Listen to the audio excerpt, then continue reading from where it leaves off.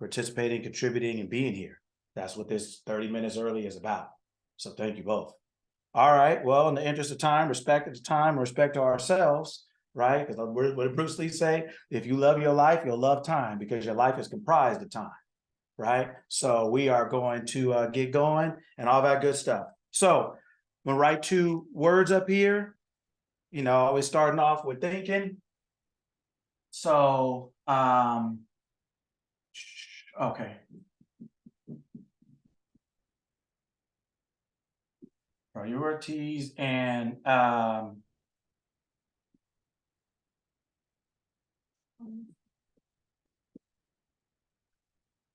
2 words. I don't know if you can see them.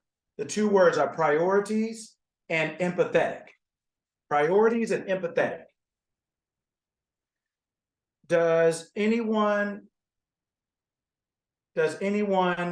know what these 2 words? I know you don't, but that's fine. I know you don't, but well, I'm assuming you don't, but are what they have in common. Priorities and empathetic. What do those 2 words have in common? Maybe you're putting something else ahead of your own feelings, putting something else first. Okay. Wonderful. Wonderful. Anyone else? You're saying what do they have in common? These 2 words have something in common. I generally put up things I don't think you know. So I'm assuming you don't. So I'm not expecting you to, but I want to get the wheels to turning, because that's part of learning how to think, is not knowing an answer, but processing information to start getting your mind in shape, right? I cannot see the similarity, except that we do both. Okay, wonderful. So both of these words were not original words. Both of these words were turned into something that they were originally not. Priorities, the original word is priority. It was singular. This word priority started in the 1400s. Priorities did not start until the 1900s. There was a 500-year gap. 500-year gap. We'll get to that in a second. Empathetic. People use this word empathetic because when people said sympathy, they said sympathetic. But the original word is empathic. It's empathic. Empathetic and priorities came because people just, in this one, started making it up. And in empathetic, they just started assuming that, since people said, oh, be sympathetic, when people were talking about empathy, they would just start saying, oh, be empathetic. But it was empathic. It's not empathetic, it's empathic. But empathetic is acceptable now because it's in the dictionary now, and priorities now, everybody knows what you mean. But these were not actually the original words. Well, number one, priorities did not and still does not exist. There's no such thing as priorities. The word priority means first or prior. Like it means order. There is no equality as far as its priority. There's things that you prioritize in an order. Everything is not first. Everything is not second. There's orders. There are a lot of things that are important, but there's still an order. There's order to everything. So there is no such thing as priorities. When people started saying priorities, what they're essentially saying is that you can prioritize several, 3 or 4 or 5 different things. Yeah, you can do several, 3 or 4 or 5 different things, but they're still in order. There's still an order to them. And if you don't make an order, you don't have an order. Like they say in football, if you have 2 quarterbacks, you have none. Right? There is no such thing as priorities. That's like when people say I'm multitasking. There is no such thing as multitasking. All you're doing is your brain is jumping tracks between one thing or another. It's not doing 2 things simultaneously because your brain only does one thing consciously. The other one is subconsciously, right? But that's why when they say don't text and drive, it feels like hate because you want to be able to do both, but you can't do both consciously. You can only do one at a time consciously. The other one's on autopilot. One is on, the other one's on autopilot, right? Priorities is the same thing. When now, as a result, we have so many priorities, we don't have a priority. We don't know what to put first. right? And empathetic was just a word that people threw in. They just finally said, all right, forget it, man, just let them have it. And they put it in empathetic. But the original word for empathy, and then you say, oh, be now the verb of that is empathic, not empathetic. It's empathic, right? But empathetic now is widely accepted. So, but this is just something for you to know. And this is something we're going to talk about today. Priority, right? Not priorities. We're gonna get rid of some falsities and some falsehoods. But priority, the original word, right, means first. It means there's a hierarchy. What is first? What is second? What is third? That definition lasted for 14 years. Starting in the 1400s, it lasted for 5 years before somebody got the bright idea of telling people that everything can be a priority, or that you can have more than one of them, when that's not the fact, the case, the truth, or the original definition of the word, right? So, starting with that. Now, to today's message. Yeah, boy. I'm either get a lot of love or a lot of hate today. But boy, nobody's going to be on the fence. Nobody's going to be on the fence today. All right. Today's message is 3 to 6 and 6 to 3.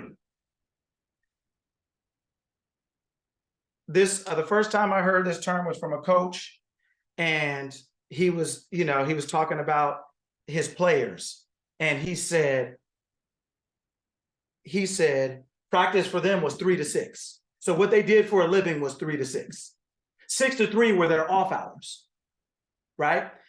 And the coach said what players are doing 6 to 3 is affecting their 3 to 6.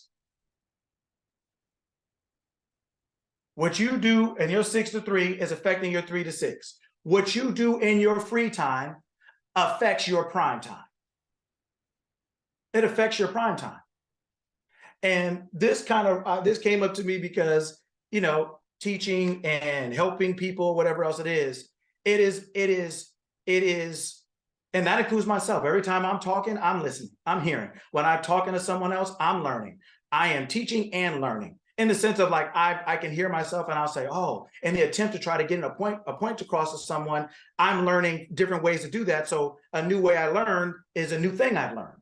So I'm always learning, right? So this isn't a me versus you, or I'm up here and you're down here. This is just simply saying, I'm just talking right now and you happen to be listening. But how does your free time affect your prime time? People are under the illusion that there's a personal life and a professional life. There is not.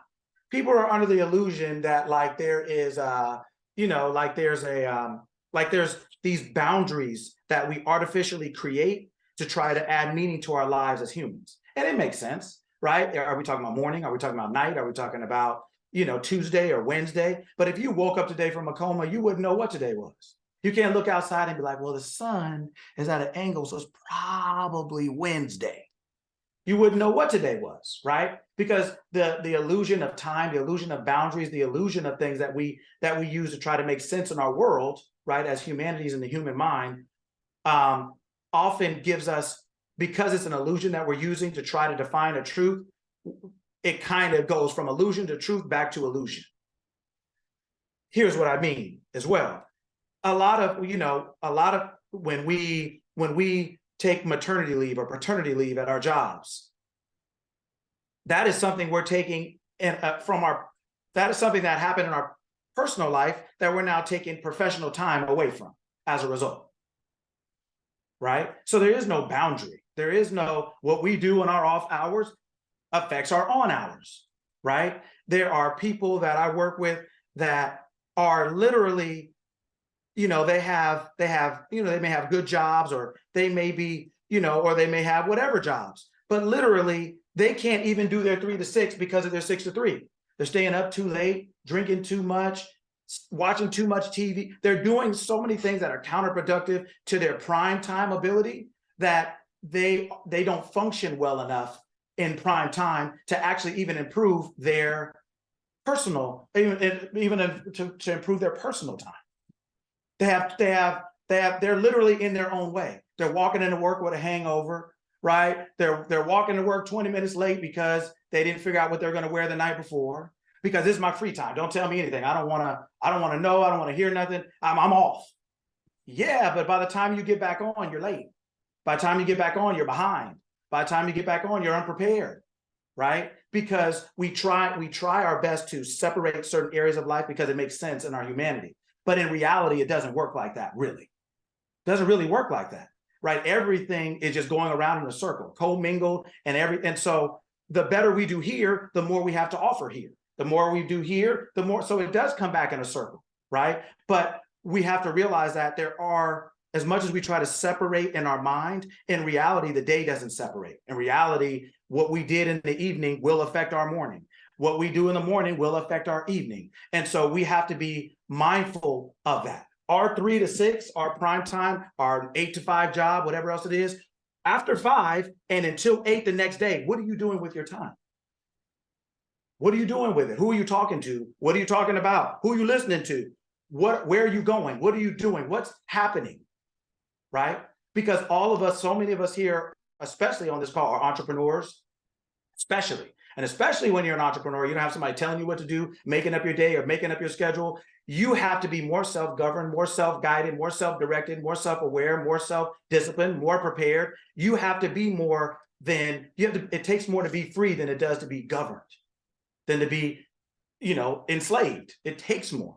You have to figure out how to plan. You have to figure out what you do or don't do. And I just this week, talking to so many people, it's like, if you tell me you want this, why is it that you're doing that, and then you're up here crying, talking about where am I going wrong? And my question half the time is, where are you going right? What part of this did you think was actually going to end up different than how it is? You're confused, but I'm confused. So if you can help me understand how you thought this was going to work out, maybe I can help you. Because in my mind, I don't see how you thought this was going to end up any way different than it did, right? So today we are going to talk about ourselves. If we want to learn how to think, part of that also is, the byproduct of learning how to think is to be self-governed, self-guided, self-aware, all those things, right? And in order to do that, we have to be able to do kind of a personal audit. It's audit time. We got to start really looking at our actions, our activities, the things we're doing on a regular basis and say, is this leading me to where I said I want to go, I want to be, I want to do, I want to have? And I think if we're honest with ourselves, we'll realize that for one reason or another, a lot of things we're doing are not. What was his name? Peter Drucker. He died in 2005, but he worked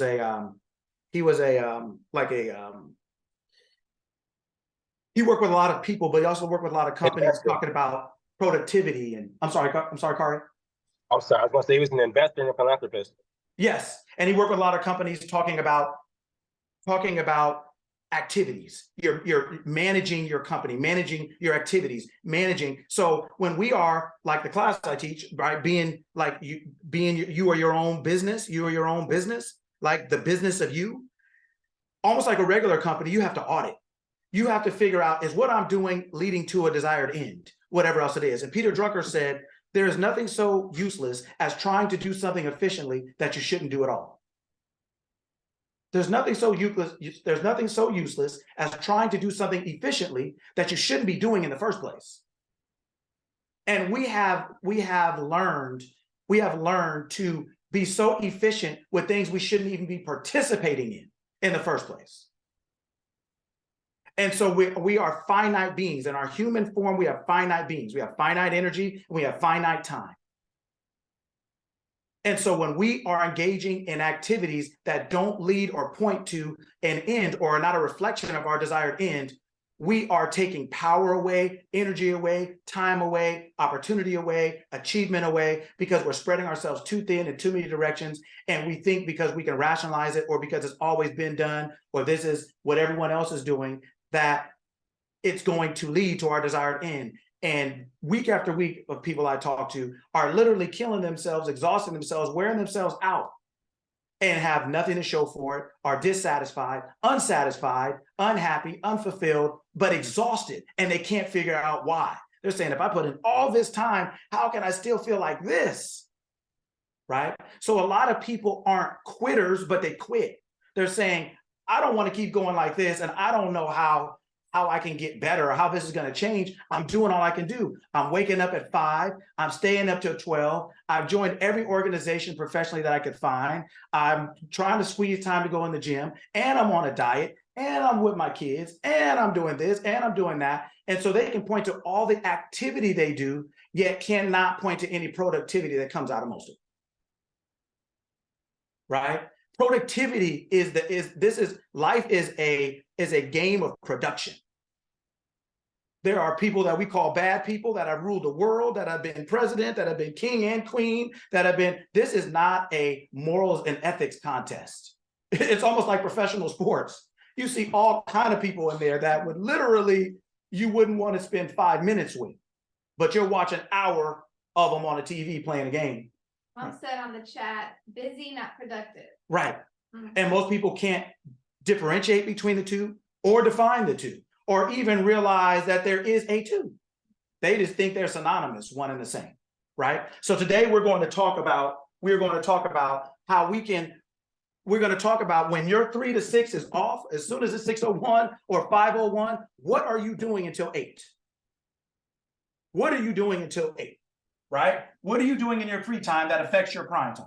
That affects when you're out there getting it, when you're getting your money, whether you're an entrepreneur, whether you work for someone else. But I always say everyone's an entrepreneur because you are literally, you're selling, even if you work for someone else, you are selling your skills, your time, your abilities for an agreed upon amount.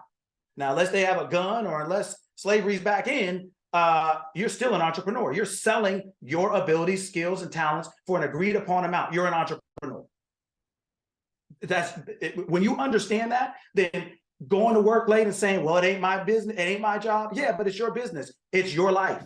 The business of being you realizes it becomes cognizant and aware that it's my life. It doesn't matter if it's my company, it's my life. And so even if I don't like this job, I like me. So I'm going to perform in a way that allows me to keep it pushing, keep it moving forward, even if it's up out of here. But you don't think about that when you don't realize you're an entrepreneur. When you don't realize that you are first in the business of you, of yourself. You're not in the business of being a husband, you're not in the business of being a wife, of a daughter, of a brother. You're in the business of you. And if you can master you, you'll be a better brother, a better husband, a better wife, a better father, a better whatever it is you are. But everyone is trying to get certifications, licenses, degrees, and everything but themselves. How many people, I asked somebody this week, I said, how much time, I'm going to use the word meditating. But what I mean by meditating is how much time do you spend with yourself in reflection, just quietly, just thinking like, hey, who am I? What am I? I don't mean weird and freaky. I don't mean that. I mean, just sitting down and just taking a time out. Every sport got a time out, just about. Take a time out for a second and gather yourself. Look at your performance and say, where can I make an adjustment? Right? But nobody does that. The only time, very few people do that. When they do that, most people are spending it in regret, blame. It ain't my fault. It's their fault. How come everybody hates me? How come nobody listens to me? How come I can't get this done? Right? But a lot of times people don't spend any time with themselves. So when I ask them, do you meditate or just spend any time with yourself? I don't, doesn't have to be weird. I'm saying, do you just spend some time in quiet reflection? Who am I? How did I do today? What am I thinking? How am I feeling? Oh man, I ain't got no time for that. Right? Okay. Do you read anything that actually, are you consciously and purposely ingesting something that can help your performance? Oh man, right? So people, when I ask them, they get offended. They're literally like, well, why I got to do all that? I already worked today. I got to, well, Yeah. do you have something? Well, no, I wanted to say, Shannon put in the chat that he does it all the time. He does an hour and a half a day, no phone, just nature and himself. Mm-hmm. And Marcus just put, it ain't my fault. Did I do that? Yes. Right? It's like, was that Silk the Shocker? One of them. Where you go? But we're not going to do that. We're not going to do that. Right? But yeah, it was one. I think it was, it ain't my fault. Did I? Yeah, I used to listen to that. I used to like that. Okay, that's not the point. Right? But my point is, right? So when I ask people that, they say they don't have time. But guess what happens? Guess when we get mad? Guess when we get offended? When somebody says they don't have time for you. You can't be bothered with yourself but get an attitude when somebody don't want to be bothered with you. You can't spend any time with yourself, but you be mad if nobody wants to spend time with you. Girl, I always call you, you don't ever call me back. I always come see you, you don't ever come see me.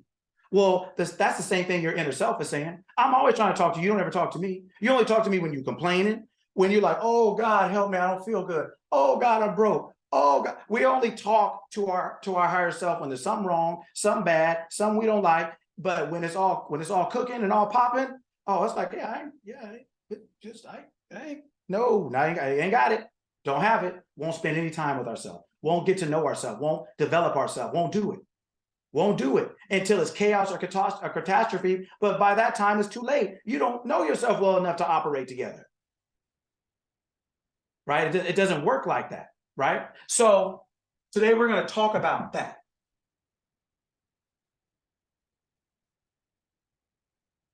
We have to, there are, this week I'm realizing even more and more, like I said, when I talk to people, too many of us are concerned with having a good time instead of a good life.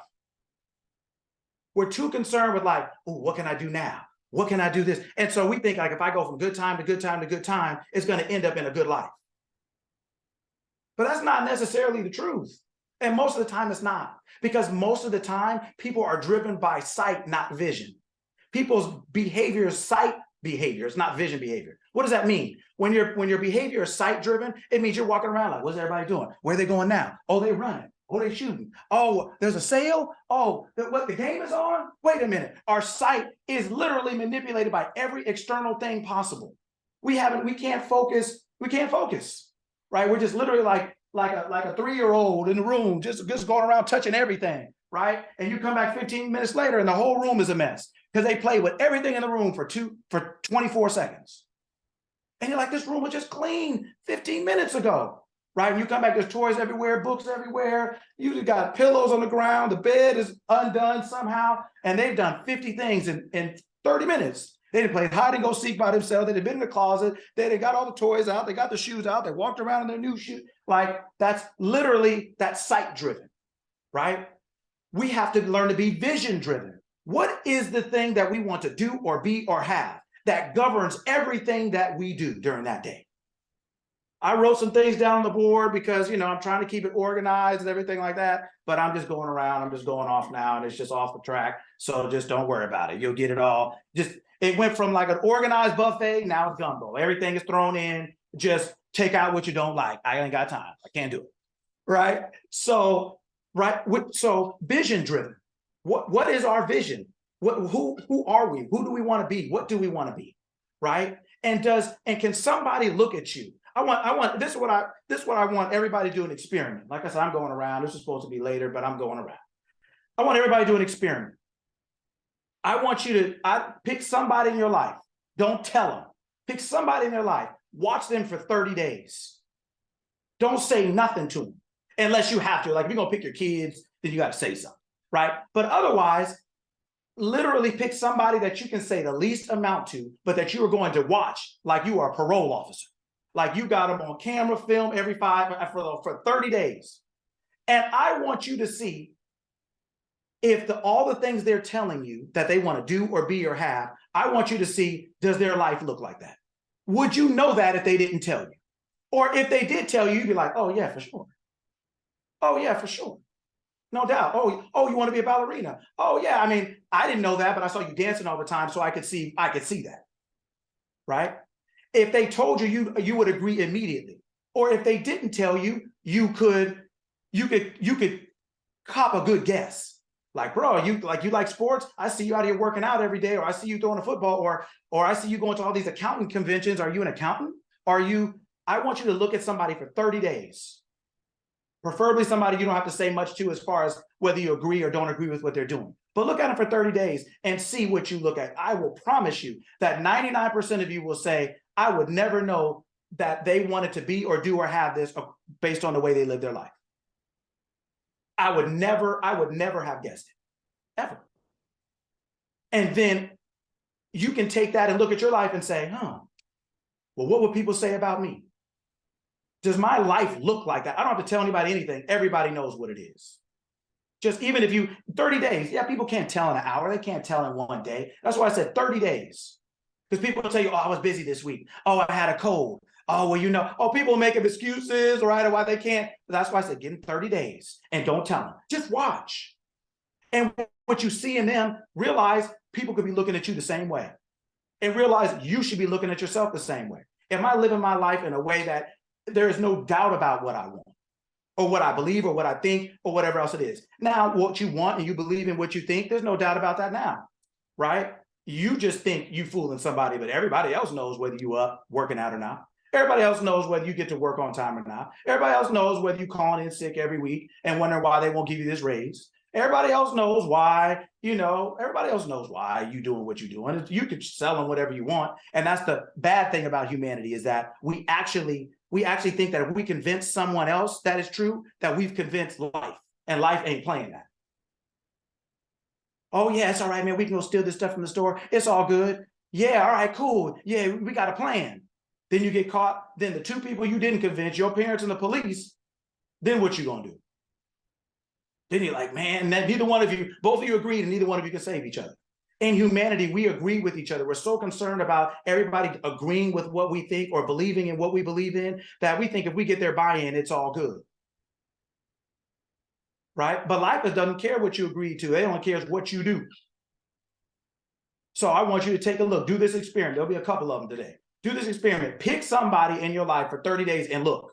Don't say a word. Say as little to nothing as possible. And just don't judge, don't criticize, just look and say, is their life, do their actions say, this is what I want to be or do or have? So then when they call you during that 30 days, they start crying and whining and talking about, I don't know why it is. Then you'll be like, okay, no problem. The answer is no, but I still got 20 more days. I'm gonna go and give it to them. Yeah, it'll take you a week to figure it out. You'll be like, absolutely not, right? So that's one thing. Next thing is,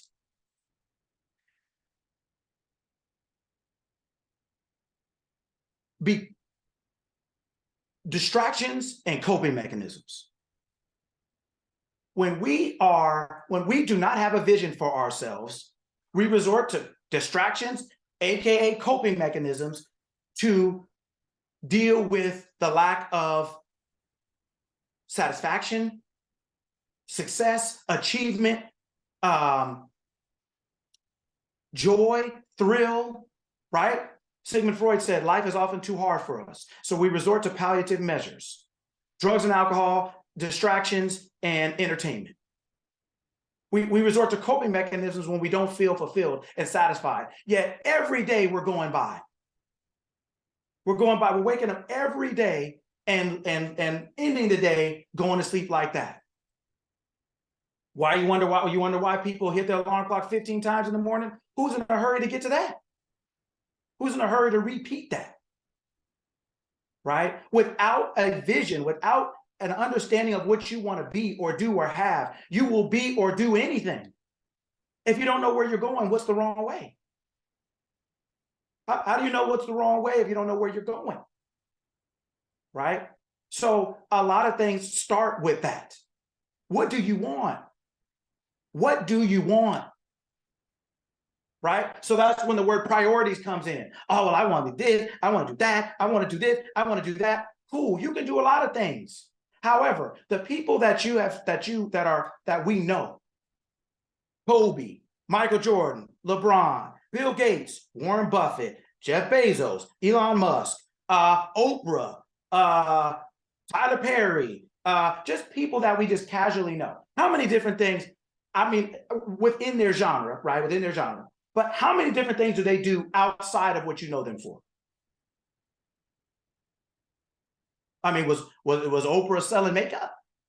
Is Oprah out there playing golf? Do you know Tiger Woods for his business acumen? Do you know Michael Jordan because he's some kind of... No, like all these people had a focus. They knew what they wanted and they didn't care whether you liked it, you agreed, you understood, you helped. They didn't care. They would find somebody who would. You don't have to be it, but they will find somebody because they knew what they wanted. And we all have enough power in us to reach the same thing. But it takes courage to be single-minded. I'm not saying only do one thing in your life. That's not what I'm saying. What I'm saying is, what is your vision of yourself in your life? What does that entail? Does it entail you going to the bar with your friends after work? Does it? Does it entail you being at the racetrack on the weekends? Does it? Does it entail you watching Real Housewives of so-and-so the whole weekend? Does it? Does it entail, what does your vision entail? What are the actions, the activities, the attitudes, the behaviors? What constitutes the things that support your end, your vision? That's why I say, when you do that 30-day test, you're going to be like, geez, this person's insane. And as soon as you think it, they're going to call you. Man, let me tell you, girl, let me tell you what it is out here. You're like, oh, how was last night at the club? Oh, girl, I ain't talking about that. I'm saying rent is due in 3 days. Well, well, then why were you there? Were you making some money at least? What you doing? Well, no, girl, I just had to blow some steam off. You mean the last little bit of money you had for the rent you can't pay? You mean that? Oh, girl, well, I just had to have me some drinks. Well, you probably had too many drinks in the first place, which is why you didn't have any money at this point. You just start to see that people are like Tom and Jerry. They do the same thing every episode. And I started to realize, like, when I was an adult, I was like, Tom and Jerry, how come nobody ever died? I mean, I'm glad they didn't, because I'd have been sad and disappointed. But I'm thinking they done done everything to each other possible. But they back the next episode, no bruises, no scratches, nothing. They just back. So I was like, okay. But that's what people do. People literally do that exact thing. They're like, shoot, if I made it through, I can do it again. No, be glad you made it through and don't do it again. Nobody wants to hear that when you tell them, girl, maybe you should. No, girl, don't judge me. Only God can judge me. Well, that's not actually true. The police kind of do it. The court kind of does it. Your paycheck kind of does it. Your boss does it. Your kids do it when you cook that food and it ain't really that good. They kind of do it. What are you talking about? Like this just stuff is just insane, right? We have to actually start taking a step back here and be like, okay, let's just slow this down, right? Okay, so now we're going on to, did you get paid? What's volunteer? What is the benefit of going to work?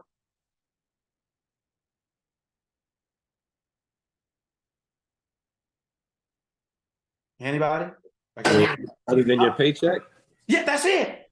Do you see how simple that was? Do you see it? Now watch what? When people start lying, then the calculus comes out. I want you to write a list down. I want everybody on here today, when they leave, to write a list down. I want them to make a list of everything they did yesterday. And then and it's like people put in the chat, I want you to say, did I get to the bag? When I was in the bar drinking all them drinks, was I getting to the bag? When I was watching so-and-so and so-and-so, was I getting to the bag? Well, see, we think we can choose when we get to the bag. We think we can choose when we get paid. So on the weekend or at night, I'm acting a fool and I'm gonna crawl into work on Monday with some glasses on this big, and don't talk to me till I get some coffee, until I can get into myself. And work starts at 8 and it's 8:15, and you know you late and you walking in with an attitude like, I wish somebody would, because your head hurt, your feet hurt, your gas light is on because you spent all your money entertaining yourself all weekend, and now it's Monday and you don't get paid till Friday, and you look in your cabinet and all you got is like a college freshman's dorm cabinet. You got a couple noodles, you got some old hot sauce, you got 3 ketchup packets, and you got about $11. But you had a good time this weekend, but now it's Monday and you're not ready. You're not ready to make that sale. You're not ready to take that call. You're not ready your proposal ain't right. If your boss say anything to you right now, you have no answer. You're going to be sounding like a blind, deaf mute. You're going to be just sitting there, you're just going to be looking like, what? Yeah, I want to know, what do you think about the projections? Well, what's 8:15? Work started at 8. You're supposed to be ready. I mean, this isn't the first conversation you had. They just may want an answer. But they had to ask a question. So if they're just asking it right now, then they'll give you some time. But if they're coming in today to ask you about something that you guys talked about on Thursday, and it's 8:15 and you clocked in and you signed in and you get paid, how come you're not ready to answer? Well, because your weekend, your 6 to 3 that got you messed up. You can't even hear the person in your head pounding so hard. You can't even see the person in your vision so blurry. You can't even hardly, you so glad to be sitting down because your feet hurting. All you sitting there is like, ah. Then they're like, hey, Mary, can I ask you a question? You're like, oh, you ain't ready. You it's just like the police would have warned. They bang on the door and they are in, and you sitting here like, oh, what am I gonna do? You're not ready. Your 6 to 3 has destroyed your 3 to 6. Now you sitting up in there and you looking crazy. But by Thursday, when you back on your game and you got a little, you want to knock on your boss's door and talk about, can I get that raise? And they're like, then they knock on the door and be like, no, thank you, goodbye, and turn on out. Then you want to call that same girlfriend and say, girl, he won't give me a raise. The same one who told you don't spend your money at the club, but then the one you told don't judge you, but you're calling the person you don't want to judge you. You're going to have to make a decision. You're going to have to stop the cap. What are we talking about here? We just going around like Tom and Jerry, around and around a circle, doing some old foolishness, right? If you want your 3 to 6 to be fired, you got to be fiery outside of that. You got to be on your thing so that when you on your 3 to 6, you are stretched and hydrated. You are rolling. I'm ready to go. You can't play a game and go down by 20 to a good team. You're going to lose. You can't wake up 30 minutes late because you hit your alarm 3 times. Then you're struggling, standing in the shower, hoping you don't want to go there. Then you're trying to find out what to eat. Then you're late. Then it's traffic and you walk in at 8:15 and want a promotion. Just because nobody say nothing don't mean nobody see anything. They see you. But you think, what do you think? You're 8 now? You're Captain Invisible? What are we doing here? What are we talking about? You think nobody see it. Then you want to clean. Then you know what makes you look so bad? Is that when you want something, you're there at 7:45. So just like a parent knows their kid wants something, you sure look nice today. Hey, Dad, you really handsome. Dad, you been working out? Mom, you got that? Oh, Mom, your hair looks so nice. This looks so nice. Yeah. And you sitting there looking like, now you went from a happy compliment to like, oh, this ain't real. Now you're mad. Now you're almost mad because you feel like you're being greased up, right? Well, it's the same thing. Your boss see you coming. You ain't that slick. 7:45. They think you probably spent the night in the parking lot because you ain't never there that early. Come on, man. Come on, right? This today is like hell week in football. It don't matter what position you play. You out here in this hot sun for 2 weeks and you got to run with these pads on and lift these weights. They don't care what you play. It's like strength and conditioning. If you want to play a sport or you want to just be in shape, you're going to have to lift these weights today. You're going to have to eat this food and lift these weights. Kari will tell you, you're going to have to do something to look a certain way. Otherwise everybody look like that. I'd be getting me a body transplant right now. If I could steal somebody's body, I'd do it. Right, so to speak. So we all have to, but everybody thinks they can turn it on and turn it off. Your life is not a faucet or some kind of electricity, some kind of switch. It's on all the time, right? Wake up. Stop blaming everybody. Stop being mad at everybody. Your stuff ain't right. Nobody can tell you anything until you ask them for $5. Until you ask a girl, can I get a ride? Girl, what's wrong with your car? Oh, girl, we don't get paid till Friday, and I only got $10 of gas, and well, $10. Well, where's the rest of your money? Oh, girl, well, I just had to. We talked about. I just had to go blow off some steam. No, you blow off your cash. You didn't blow off no steam. You still broke. The thing you're trying to blow off, you still got poverty, no food, and then you spent your last couple dollars on it. Now you want to call your girl who you don't want to judge you. Knock it off. This is just insane. This is 5-year-old behavior, right? This is we gotta get up out of that, right? Activity and productivity. We kind of talked about it. It is amazing how many things we do that we justify just because we've been doing, just because everybody's doing. But we're not really thinking about, is what I'm doing today actually beneficial? Is this thing I'm doing actually beneficial? When I said write down that list, and you say, did I get to the bag? When I went to my friend's house and spent 2 hours after work instead of going home to my family, was I getting to the bag? When I decided I wanted to play video games all day instead of doing this, was I getting to the bag? When I decided I wanted to walk around the mall all day with my homies or my girlfriends and spend up money when I should be actually buying some courses so I can get better at work, or so I can speak another language if I'm an entrepreneur and I can get access to more than one demographic of people. Anybody think about that? Anybody in here speak more than one language and you an entrepreneur? If you don't, you are a fool. I done threw my marker down. You guys have got me upset and my blood pressure high. Instantly. Do you know how many people you can get by speaking another language?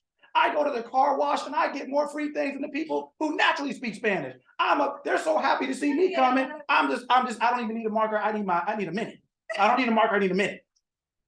I get so many things free at the car wash for speaking Espanolo. They like, oh, I'm Espanol. I be like, see, they be like, hey, ¿qué quieres? They giving me free air fresheners. They giving me extra Armor All on the tire. They going on, they like, well, hold on. They go back in the car and look in it again to make sure it's right.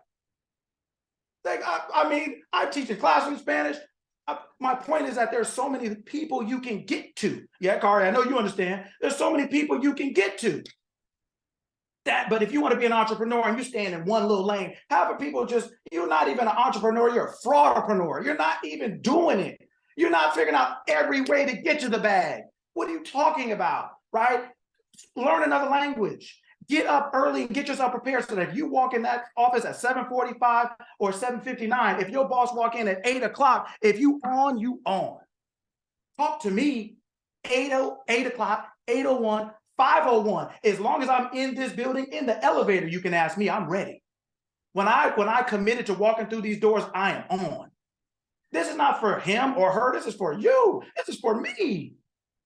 This is for you. You don't have to love your job. You have to love you enough to do it well. Because guess whose name the paycheck is on? Guess whose name the taxes are on? Guess whose name the debt is on? Guess whose name the car note is on or in? You understand it then. Shannon wants to learn Spanish because he wants himself a Spanish woman that is as crazy as he is. Oh man, that won't be hard to find. I'm gonna let you know. It won't be because everybody got but right, let's say it, right? But yeah, but if you want to be that, then be it. If you're gonna be it, be it. Everybody like me that played basketball dreamed about getting to the NBA, the big leagues. Everybody dreamed about doing that. If you want to be an entrepreneur, why don't you dream about going to the big leagues? Meaning, why don't you become the most of yourself? Why don't every time they see you, they be like, ooh, he's sharp. Ooh, she's clean. Every time I ask her a question, she knows. She knows what she said, why she said it, why she didn't say that. If she said it, it meant this. If she didn't say that, it was because of this. Like, is anybody clocking and clicking like that? Is anybody popping the most like that? If you are, you'll get paid. Kobe got paid. Aubrey got paid. Tyler Perry got paid. All these people we met that that we mentioned earlier, they all got paid. Ain't none of them in bankruptcy. Ain't none of them worried about whether it's a recession or a depression or a concession or a per session or a whatever other session there is. They're not worried about it. So then why are we worried about it? Because we're not functioning like them. We're not popping like that. We're not popping like that. Right? And that if you want that, then that's what you have to do. What are you doing in your 63? Oh, girl, I'm off. You close up the business as soon as you can close it up. You click on at the last minute just to say you're not late. You don't care about being early. You just don't want to be late. What are you doing what you want or not? If this is your business, why doesn't it look like it? Why doesn't it feel like it? Why does your customer service suck? Why are all these things happening if this is what you say? Right? I'm in my Eric Thomas today. I know we said it's not motivational speaking. I know we said this isn't positive thinking, and it's neither one of them. But today we're going to have to get a little 1970s Baptist. And we're going to have to start telling the truth, y'all, because we're missing it, right? Sight driven. Your behavior should not be sight driven. You should not be walking around worried about everybody else is doing, copying what everybody else is doing, because you're competing instead of creating. You are unique. You are unique. Your problems are not unique. Let's separate the two. You are unique. There's no one like you before or ever. You have no competition. Nobody can do what you do, but you can't either because you're not doing it. No one can do what you do, including you. You are unique. There's no one like you. How can you compete with somebody you don't have the same stuff? They're not you and you're not them. You don't have to compete. You are unique. If you are unique, you do things in a way that gets you your own results that are relative to you, right? You don't have to compete with other people. They can't compete with you. So when you're playing somebody in a sport, that's one thing I learned playing a sport. You're not really competing against the person you're playing with. What's really happening is it's saying, is my best me better than you, than your best you? That's it. So it's still about me and about you. We're just competing. We're just going against each other to see, is my best me better than your best you? That's all you're doing. You're not actually competing. And the word compete doesn't even mean, because we're into words and what they mean. The word compete actually, rivalry, it actually means to strive with each other. It doesn't mean against, it actually means with. Doesn't mean this. Connotatively now, people are using it in that context. Like they use empathetic, right? Like they use priorities. Those things are not actually real things. They're things that people turned into it because people kept saying it so much that everybody said, all right, you can just have it. But it was empathic.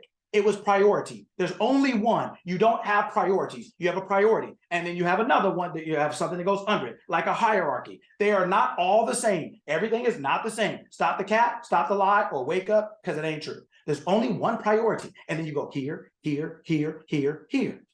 That's what they are. Now, the priority doesn't always stay the same. Sometimes it'll rotate. Sometimes I got to get the bag. Sometimes it's I got to get in shape. Sometimes it's I got to do this for my kids. Or sometimes it's I got to go see my brother in Houston or whatever, right? They change. The priority can change, but there's only one at a time. There's a 1, and then there's a 2, there's a 3, there's a 4. There's not like 1 and 1A. There's no 1A in the number system. Does everybody know that? There's no like 2 1s. It doesn't, 2 1s is actually the number 2. So there's a 1 and a 2. Stop thinking there's 2 1s. There's not. There isn't. There's only 1. Then there's a 2. Then there's a 3, 4, 5. Right? So competition actually means to strive with. You are unique. You are unique. You have something that no one else has. Just like today. Today has never been, and it will never be again. It's unique. It didn't care what you did yesterday. So that means, and it still came around, that means you can be as new today as the day is. You can be new today. You can start a new thought, a new habit, a new behavior. You can start a new you, a start. Starting doesn't mean bad. Every hour, like we were talking about before the 7 o'clock came, every hour starts with a second. That don't make it small. That's what makes an hour. It's comprised of 60 seconds. Can't get an hour without a second. Starting small doesn't mean mediocre, lukewarm, weak, insufficient, deficient. It doesn't mean that. It means to start. That's what Genesis, that's where the word gender came from. Gen, it means the beginning. Everything has a beginning. So you can, today has a beginning. It's new. You can be new, like a fresh canvas, like a piece of paper. You can start new. It doesn't matter how many paintings you had. If you start a new painting on a new canvas, Ari, am I right? Isn't the canvas, does it matter what you painted on the last one? It doesn't. So then when you're writing in your journal and it's 5 pages in, the next page, guess what it is? It's blank. It's blank. It's blank. Right? It's blank, y'all. It's blank. Today is blank. It is like that canvas. It's like that paper. It's brand new. It is here for you as the artist, as the writer, as the living being to express yourself in this world. This is your canvas. This is your fresh piece of paper. You can be new today. You don't have to be what you wrote on the previous pages. You don't have to be the painting you painted before. You can be new. But just like that artist has to do it, that writer has to do it, you have to make a decision to say, either I'm going to keep writing the same story, I'm going to keep painting the same painting, or with this new piece of paper, or with this new canvas, I'm going to write something different. But that's the only way you're the writer or you're the painter. If you can't do that, then you're not the writer or you're not the painter. You're not in control, essentially. Right? Understand that this is your life. This life is your canvas. It's your paper. And every day is a fresh day. It's a fresh opportunity. You can be something new, something different. It doesn't have to be totally new, right? It doesn't have to be, but it can be. You can start writing and then change the story into something else. Introduce a new character Or you can start a new painting like Cardi did with the Snoop Dogg in the crown, and the next thing he might have a 6'4" in the back of it. Right? You can start something and then freak it a little bit. You can change it a little bit. Right? But understand of everybody's looking for the word opportunity, business opportunities, personal opportunities, investment opportunities. What else is there? Is social opportunities. We want to get together and mastermind. And I'm just using all the words because I'm just using them all on all the entrepreneur sites. I'm trying to figure it all, but we use them all. But guess what the first opportunity is? Anybody know what's the first opportunity? What is it? Yourself. No, not who. What? To wake up. Kind of. What is the first opportunity? A new day. The day. How many dead people you know got an opportunity? I don't care if you're a rap singer, cheerleader, business person, entrepreneur. I don't care if you were at Freaknik. I don't care about, I had to do it. I'm just saying, I had to do it. I just had to do it. Just saying. No, just saying. Right? The first opportunity is the day. You can't have an opportunity without the day. The day provides you with whatever opportunities as a business person, as an entrepreneur, as a worker, or as a parent, whatever. You can't have an opportunity without the day. So, right? The most important thing is to realize that the first opportunity is today. And we're swiping the day out like, man, move. I'm looking for so-and-so. How you gonna move the day out the way? Otherwise, it don't matter who you're looking for. Either the day ain't alive or you ain't alive. You, like, in the sense of like, your first opportunity is the day. Your first opportunity is the blank piece is the paper, is the canvas. That's your first opportunity, is today. So everything that you want to do with your first opportunity is after that. Because I'm aware of my first opportunity, I'm going to take this opportunity to pursue the second opportunity, which is the business or my health or the bag or my children or this or whatever. But we're brushing away the first opportunity. So what does that mean? That means how many days are we wasting? How many days do we waste in misery? Oh, girl, I'm just sad. I'm just depressed. I'm going to close the shade and step up here with Dreyer's ice cream and watching Lifetime TV. Oh, man, I'm just going to sit up here, man, just play these video games, bro. I don't, it's just hard out here, hard on the pimp out here. And no, like, you're wasting the most profound and available opportunity. It's the day. We're letting days go by in misery, wandering around, aimless, mindless, no vision, just thinking that like we got an extra man. The great philosopher T.I. said, people walk around living like they got an extra man. Like this is a video game. Like my brother and I used to play video games, and if he beat me or he's beat me, I used to cut the game off. Why? Because because I was a sore loser, but that's not the point. Don't judge me. Only God don't, seriously, we talked about that. Now, I used to cut the game off. Why? Because you can always start it over. You can always start it over. But guess what? Ask the people in the graveyard if you can do that. Now, if you see somebody get up out and start walking, listen, let me know. I want to come. I want to see it. I want to see it. I want to see it, saw it. I want to do everything I can with it. But you can't start over. So we're letting opportunity, understand. So redefine the word day. Opportunity for whatever you want, personally, professionally, as a parent, as a whatever. It's the first opportunity is your day. So wake up and realize, oh God, it's Monday. The people in the graveyard will change with you. Somebody will change. Hey, I'll take it. You acting like how do you get to Tuesday if you don't make it through today? There are people who didn't make it through yesterday. So the first opportunity is the fact that you open your eyes.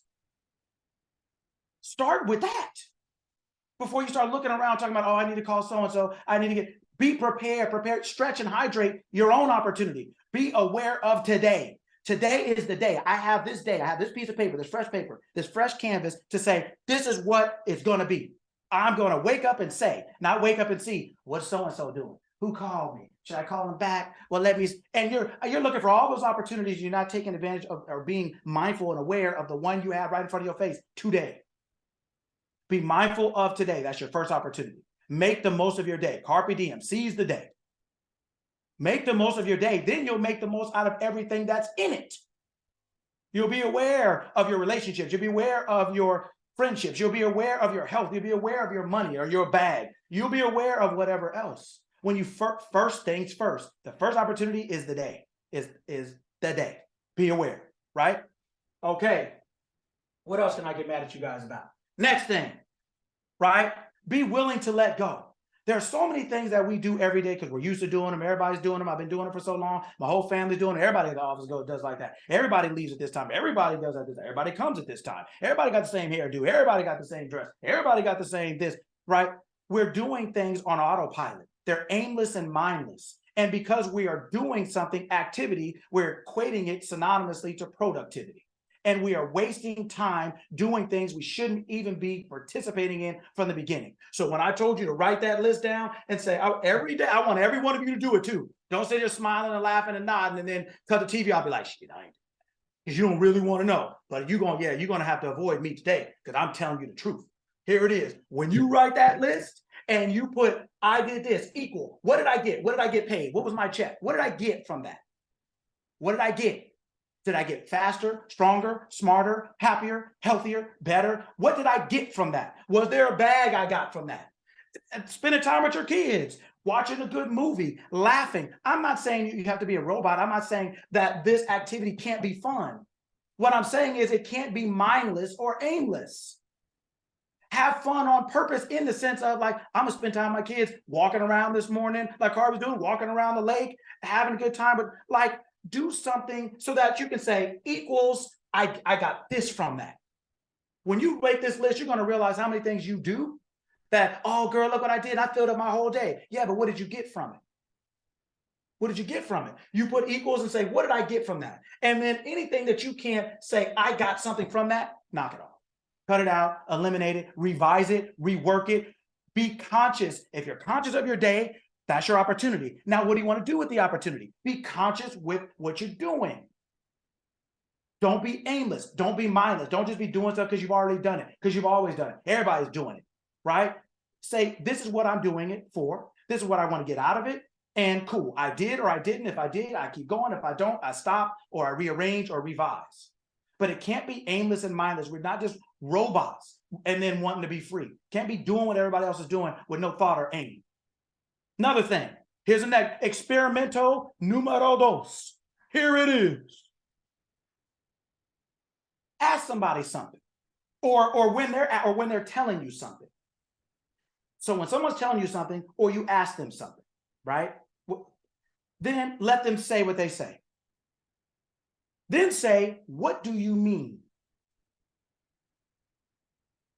You are going to realize that 99% of the people, 99% of the time, don't say what they mean. When they say what they mean, they are literally, it will sound different than what they said. You're like, wait a minute, you just told me, I just said, what do you mean? When they expound on what they said, and now they start trying to hone down on more what they mean, you'll realize they said almost two different things. And guess what that means? You do it too. Oh, you told me so-and-so. Well, I did what you told me, but that's not what I meant. Don't people say that? Oh, you know what I mean. Don't people know? I know what you said. I don't know what you mean. I know what you said. We're not talking about semantics here. I'm not trying to bite everyone on every word, but I'm trying to get all of us to understand that we're not even conscious with the words we use, and they don't even accurately describe our intentions or what we're thinking or feeling. We're just using all these words and requiring everybody's an interpreter. I'm supposed to hear what you say, digest it, interpret it, and then get it right. And the person who said it doesn't even have to say what they mean. They could just be mad if you didn't interpret it correctly. Be deliberate with what you're saying. Think about what you're saying.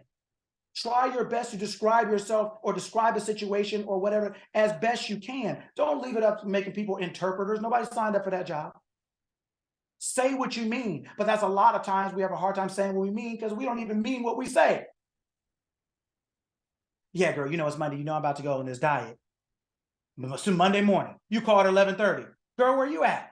Oh, girl, you know what? I'm gonna start on Tuesday because Tuesday is better for me. There's less traffic going to work. What does that got to do with the diet you said you're gonna be on? What happened to that? It didn't even last 3 hours. Somebody made you mad and they changed your mind. But you grown. Nobody can tell you what to do, but they made you mad and changed your mind. How are you grown? If you can't even monitor your own situation, you can't even keep your own mind, make your own mind, choose your own mind, you let somebody change your mind. But you wouldn't let somebody take $5 out of your purse, but you let them change your mind. Which one do you think is more valuable? Your mind or $5? You wouldn't give somebody $5, but you'll give them your time, your attention, or let them change your mind. You wouldn't pay attention to somebody who didn't know what they were saying, and you watching a whole bunch of people on TV doing the same thing, don't know what they're talking about. Right? We have to start being more aware of what we give our time to, our attention to. Your attention is you. When you're standing in a room and you're talking to somebody and saying, hey, and they're not paying attention because they're watching something, and you're saying, hey, then they turn. Well, their body was there, but you knew that you didn't have their attention. That means their body is not thin. You innately understand that the body is not the person. The attention is the person. The consciousness is the person. Your consciousness is you. So when you are unconscious or not conscious correctly, you are creating destruction in your life. You're destroying your life. We are in our own way too often. Kim said in the chat, understanding. Yes. A lot of people don't spend enough with themselves, spend enough time with themselves or with anything to have ample understanding. They just don't. People don't master hardly anything. They're like that 3-year-old in the room going from thing to thing to thing to thing to thing to thing to thing and thinking the more things they're involved in, they're going to get a hit. But you never stay long enough, you get a hit from mastery. Anybody who's mastered anything has no problem getting paid. None. I don't care if you're a plumber. I don't care if you're an electrician. I don't care if you're a whatever else. When you have mastered something, people will come to watch it or they will pay for it. If it's nobody want to watch you be a plumber or electrician, but they'll pay you for it. Somebody will watch you be an actor or an actress or a rap singer. They'll watch it and pay you for it. Doesn't mean people want to watch everything you do, but they'll pay you for what you're doing.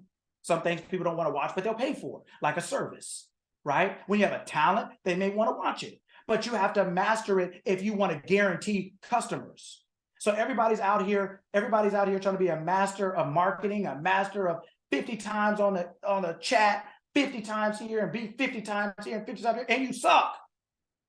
If somebody called you after your 50, hey, I saw your service. Can you tell me about it? Well, you know what I'm saying. It's you know what I'm saying. You know what I mean? Yeah, you know what I'm saying. I thought you said you were a plumber. Yeah, the pipes. You know what I'm saying. I'm gonna come out there and I'm gonna take a look at it and well, okay, well, what time can you come? Well, what's today? Well, I'm eating right now. And I gotta, hey, what we gotta do today? You calling the most unprofessional person who's been on Instagram 50 times today, trying to get sales. And you suck. When people actually come in contact with you, you're trash. But part of it is because you're unprepared. Hey, can you come out there today? Oh man, I can't come out today. I don't have any more pipes left, but I'm gonna go to Lowe's later on. I'll be there. But you could have been there today. How come you weren't? How come you didn't have the pipes in your truck? Oh, well, I was out there, yesterday was barbecue at my cousin's house, and I was out. So let me get this straight. You'd rather have barbecue than the bag. Everybody talking about the bag on Monday, but everybody thinking about barbecue on Sunday. Saturday, Sunday, everybody thinking about barbecue and everything else, but nobody thinking about that then. They'll be there anytime between 12 and 10. Yeah, why do you think people hate Comcast or all these cable companies? We'll be here sometime this month at sometime this day, sometime. We'll call you sometime when the sometime is sometime. You can't get an answer. You can't live. To get cable, you become a hostage in your own house, waiting for them cats to show up. Right? Then they walk in early when they're an hour late. They walk in slow like they on time or early, and they're an hour late and a week late. Right? And you sitting around calling people and just getting the runaround. So I'm saying, but people call you and they get in the runaround because you're not ready. You don't have your certifications right. You don't have your mind right. Doing too much on the weekend. You're distracted. You're not prepared. You're not ready. But everybody want to get on there, put their makeup on, put their best suit on, and get on here and do 50 lives and think you're going to get some business. And guess what? It's just like travel ball. I used to coach girls travel ball, girls and boys. And so everybody plays AAU basketball. They play all kind of different sports, travel ball wise, but they play AAU basketball because they want to hopefully get scholarships. So everybody comes together and it's the best playing the best. So college coaches can all come and see what all the talent is like in one place. So everybody wants to be on all these teams and play so the coaches can come see them. But I tell parents all the time, sometimes I'm like, no, you can't play. You need to practice for a year. Well, why can't we play now? We got the money. Why can't we play now? Here's what you don't understand. Everybody's playing this for exposure so a college coach can see you. If you come out here and you play and you're not ready, all you did is get exposed. Now all they're going to do is see you one time, check you off in the 9th grade, and they'll never watch you again. Why? You know how many people play basketball? They got one shining moment to watch you and look at you. There's too many other 9th graders coming in next year. There's too many other 9th graders who were good this year. They're not going to come look at you again unless you grow 7 feet. So when you're out there in a hurry trying to get yourself exposure, make sure you're prepared so that you're not exposed. So that you don't get out there and get somebody coming to your house because you're 50 Instagram chats. Somebody comes out there and you fix the stuff wrong. Now you got is a bad review instead of no review. Don't go out there until you're ready. Make sure you're ready. Your 6 to 3 should be about your 3 to 6. Everything you do should be the best for your prime time. Meaning, get your rest, spend time with your family, read, educate yourself. So be a master at something. If you're going to be a plumber, master it. If you're going to be an electrician, master it. Get your certification, get your education, go to books, study, do more than what it takes so that when you go out there doing that, they be like, man, I don't know nothing about that, but he out there making it do what it do. Man, she's out there getting them numbers, jumping off the page. She saved me $5,000. You think they're not going to come back? You think they're not going to tell somebody about you? Of course they are. Then you don't have to be on here 50 times, wasting 3 hours of your time trying to tell everybody how good you are. Kobe didn't have to show you that. It took you 5 minutes, whether you like basketball or not, to realize Duke could hoop. It took you 5 minutes to realize Tyler Perry was funny. How long does it take to see greatness? It don't take that long. But when you're not great, when you're just mediocre like most people, then shoot, why should I pick you over somebody else? Why should I pay you against somebody else? Now you're playing eeny, meeny, miny, mo, a kid's game, but we grown. Because you're average, you're mediocre. You're just out here I got a business. I'm an entrepreneur. You got all the buzzwords. You say everything. Yeah, but when people call you, are you like that for real? When you come out to somebody's house and they come to your service, are you like that for real? All these distractions and all this other stuff, it just weakens you. You walk into work weak. You walk into work lukewarm. You walk into work mild. You walk into work mediocre. Because you're draining your energy, your attention, your time on too many things that you can't. When you put that equal and you see what it says, you're gonna realize I'm taking more than I'm giving up more than I'm getting back. You are overdrawing the account. It's insufficient funds. So when your boss knocks on your door and you don't have no answer, insufficient funds. When you when you're tired and your head is hurting, it's only 8:15 and you just got here, overdrew the account, went too hard on the weekend, not ready for the weekday, right? Prepare yourself, master something. Especially if you're an entrepreneur, master what you do, and you will never have to beg for anything. People will come looking for you because they'll hear about you. Your gift will set you before kings. When you out there caking and cooking like that, people will be looking for you. They will hear about you. People will enthusiastically refer you because there's nobody like you. Most people everybody in ability is amazing. In performance, most people are mediocre. Most people are average. They're like a 60-degree day. You won't even remember it. They're not the 20 that's freezing that you're complaining about, or the 100 that you may be complaining about or sunbathing in. But either way it goes, they got your attention. That 20-degree day and that 100-degree day got your attention. A 60-degree day is like what? It's like seeing a Toyota Camry drive by. Okay. It don't even catch your attention. You don't even recognize it. But you recognize a Ferrari, recognize a big trash truck. You recognize anything that makes an impression. Right? So master what you do. Be a master of it. Master it. And if you're working for somebody and you may not even love your job, okay, cool. Love yourself. Love yourself enough to say, no matter where I am, I'm still representing and reflecting me. And I'm not going to let nobody look at me crazy, talk to me crazy, think I'm crazy or stupid or lazy or ridiculous. That's not going to happen here. Now, I'm going to work myself up until I can go somewhere else. I'm going to educate myself until I can. But while I'm here, everywhere I go, I'm like that. Because I want to be looked at like that. There's people, there's no dress code. That's what they said. What did you say? Do you have your own standard? Most people don't have their own standards, so they do anything. Oh, so it's not what I can do, it's what I can get away with. They said I don't have to. What did you say? They said I don't need to. What do you need? Because what their standards are for you may not be the outcomes that you want to get. So if you get to dress like that, you'll be the janitor forever. If you get to dress like that, you'll be the this forever. They're allowing you to do it because that's all they want from you or see from you in the moment. But if you want to be more, then you have to have your own standard. Just going by what everybody else allows, if they're only allowing it because that's all they want or need from you. Right? But if you want or need more from them or for yourself, you are going to have your own standard and raise your game. Stop thinking you can just do what everybody accepts and thinks that means you winning. You're not. You're just doing what they paid you for. But if you're just doing what they paid you for, why would they want to pay you any more for it?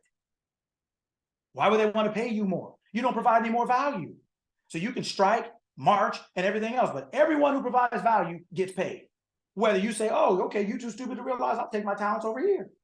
You're too stupid to realize, oh, okay, well, I'll start my own business. If you have talent, you will get paid. If you don't, you better stay, you better hide.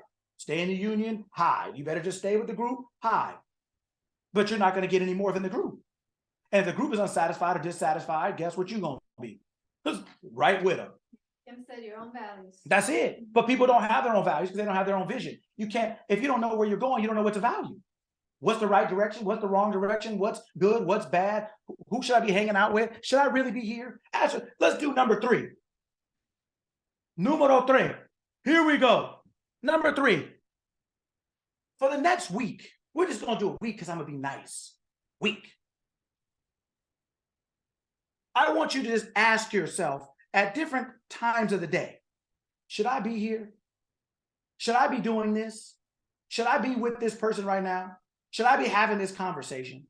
Should I be eating this? Should I be leaving now or should I have already left? Should I ask yourself some questions about what you're doing in that moment? You will be surprised about if you're honest, like, nah, I probably should. And if you keep saying, nah, I probably shouldn't throughout the day, what is your day then? What has it been? Your day is Tuesday / nah, I probably shouldn't have. You should just change Tuesday out for, nah, I probably shouldn't have. And at every part for the next week, if you can set a timer, set a 15-minute timer or an hour timer, right? Just for 8 hours, let's say. Should I be doing what I'm doing right now, even if it's at work? Should I be working on this report or something else? Should I be calling this person or this person? Should I be going to lunch now or should I have already left or should I go later? Did I leave on time? Did I not? Become more aware of what it is you're doing. Because we look up and just hope we made it. We're asleep in life like an 8-year-old in the back of a car going on a road trip. And you wake up and you're like, man, where am I? Because you were asleep. But then guess what? That means you went wherever the people were awake drove. And they may be driving you into poverty, bankruptcy, getting laid off. They may be leading you anywhere. But don't be mad at them if you sleep. You better either wake up and drive or wake up and start asking some questions. One of the two. Hey, you know what? I can't drive, but can you let me out? I think I need to walk or I need to call somebody else for a ride or take the bus because this way is going to destruction. Right? Set a timer, an hour, and for 8 or 9 hours a day and ask yourself, reminder, should I be doing this? And you're going to realize that a lot of things that we do are just autopilot. They're aimless. They're mindless. They're not even beneficial. They're just things we've been doing and we justify it. And it goes into the next thing, which is when I'm talking to people, getting people to let go of some things that they should not even be doing or having is like trying to take a toy from a 2-year-old. They into it. They all into it. They've been doing it. Like, okay, it's time to eat. And boy, you might as well just let them bring the toy with them to the table because you already know what's going to happen. Trying to get people to let go of things they shouldn't even be participating in because it's distracting them, it's draining them, it's not appropriate for the desired outcome, but they can't let go. They know it isn't, and they know it's true, but they can't let go of it because it's just been too long. It's just sunk cost. I've been doing it so long, though. Yeah, but you've been doing it so long to know that it ain't working. You've been doing, that's the good part about it. You've been doing it long enough to know it doesn't work. So then why are you fighting to keep something that doesn't work? Hey man, I ran out of shampoo. My shampoo bottle's empty. Okay, cool, throw it out. No, I'm gonna keep it. Well, what? Oh, well, you know, what are you keeping this for? It's out. It doesn't work. There's no more left. This isn't working. Why are you keeping it? Well, people fight more for things they can't keep than for the things they should be trying to keep. They fight more to change than they do to grow. They fight more to stay the same than they do to get ahead. But they're playing more to get ahead than they do to stay the same. Oh, I can't believe I just can't get a raise. My boss was, oh, I think it's racist. Girl, I think he's sexist. Oh man, you know how it is, man, when the man got you down. And no, man, it's because you suck. You don't provide any value to the company. Because if you did, they pay you. Because of their job, they're not there for the Boy Scouts, the Girl Scouts, or for some kind of meritorious award. They're there to get paid. And if you can help them make money or save money, you will get paid. They don't have to like you, love you. They may not even respect you as a person, but as a performance artist, they will respect you. As somebody who makes a difference in the business. Oh, the owners of the Bulls didn't like Michael Jordan. What have the Bulls been since? Anybody see the Bulls have any parades since the 90s? There's been more than enough time. Everybody's celebrating, right? So yeah, they can replace your body, but doesn't mean they can replace your performance. But most of you, they can replace your performance. Most of us, they can replace our performance. Oh, girl, when you leave, they'll put somebody else in that chair. Yeah, that's cool, but not like me. Yeah, not like me. Yeah, they got other people, in Bulls jerseys, but it ain't Mike. It ain't Mike. It's just what it is. You be Mike. Be the greatest. Where you command your salary. Where you command what it's going to be. You say this is what it's going to be. Right? You make yourself invaluable. And said it will take 2 people to replace one. That's it. And work hard enough where it takes 5. Okay. Well, they don't even know how the hell you do what you do. Listen. Every time they turn around, you there. Every time they pull up in the parking lot, you there. Every time they leave the parking lot, you there. Every time they walk in your office, you got a new plaque of a new certification you got. Every time people ask you what you do and they see you reading something or writing something, or they see you doing something that expresses your values. Oh, girl, you know what I do. You know how it is. Yeah, I do. I know you sit up all day watching TV, eating chips, then you get on the phone, then you get on Instagram, then you talk about your hair, then you want to know what you're going to wear tonight, then you're going to try to get this new, because you heard there's this new steakhouse out in downtown Atlanta, and girl, and there'll be people there, girl, so we got to get there, right? And then you got the dude talking about, oh man, there's a place, man, just knock it off. Everybody's walking around from distraction to distraction, diluting their own energy, their own strength, their own everything because of a lack of vision. People perish. We get stuck. We die at the same spots we're in, right? So we are better, but the whole point is that, yes, we're talking about the mind. Yes, we're talking about that, but part of the mind is self-discipline, self-awareness, accountability. We have to be perspicacious. We have to be attentive to detail. We can't just wander around, right? We can't do it, right? And we're doing it too often. So now that you guys have been berated long enough, now let's talk about the good news. Let's talk about what we can do. Right. So now we're going to go to the you and the now. What can you do now? Go ahead. Oh, I was just going to say, Kim put in the chat, be purposeful. Yes. What can you do now? What can you do now? Learn to be present in the moment. Each moment becomes the past and the future, so you get to be in all of them just by being in the now. What can you do now? What can you be now? What can you think now?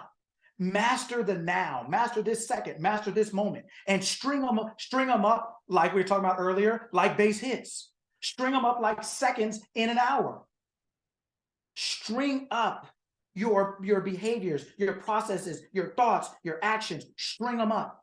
Be present in the now, master the now. Use your time like it's the second you have and the one that you will not get again. Use your day like it's the day you have and the one you will not get again. Stop acting like you got extra men. Stop acting like tomorrow's better than today. Stop acting like today is not enough.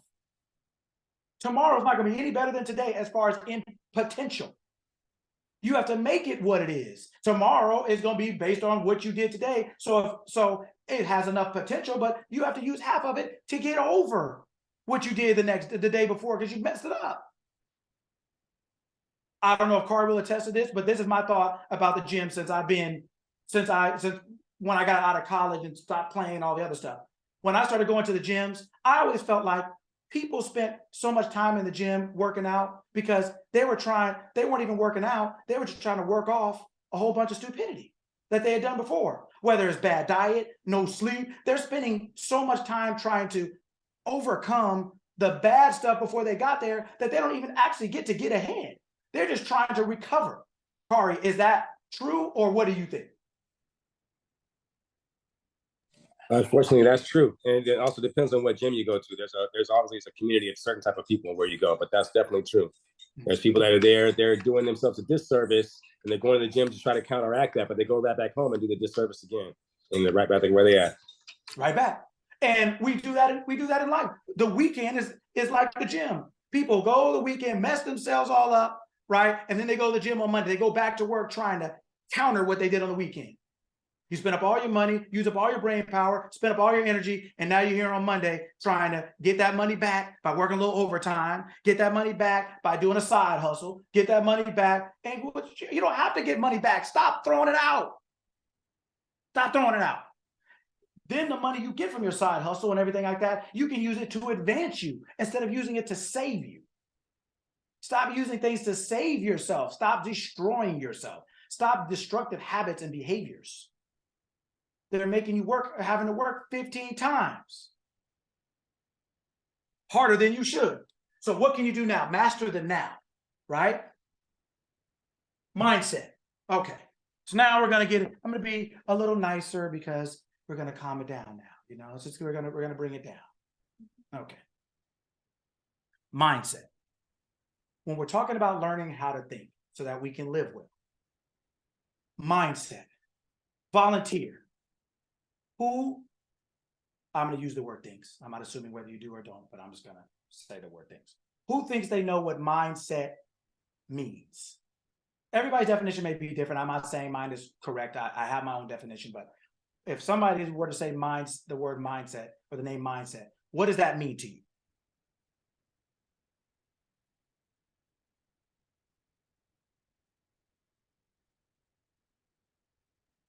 Is it your current state of mind?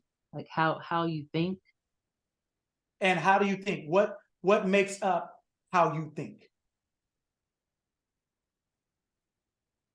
What makes up how you think? Your perspective? What makes your perspective? Because it's your perspective. So it may be different than someone else's. So right. Then what makes a person's perspective? These are great. Your answers are, so we're just drilling down. Right. Is it your heart? What do you mean by heart? Your spirit? What drives you? Okay. So you can be positive, so you can have like a positive mindset. What drives you? What drives me is sense of accomplishment. Okay. But I'm more of an overthinker. So my mindset is always drilling down and not being as productive because I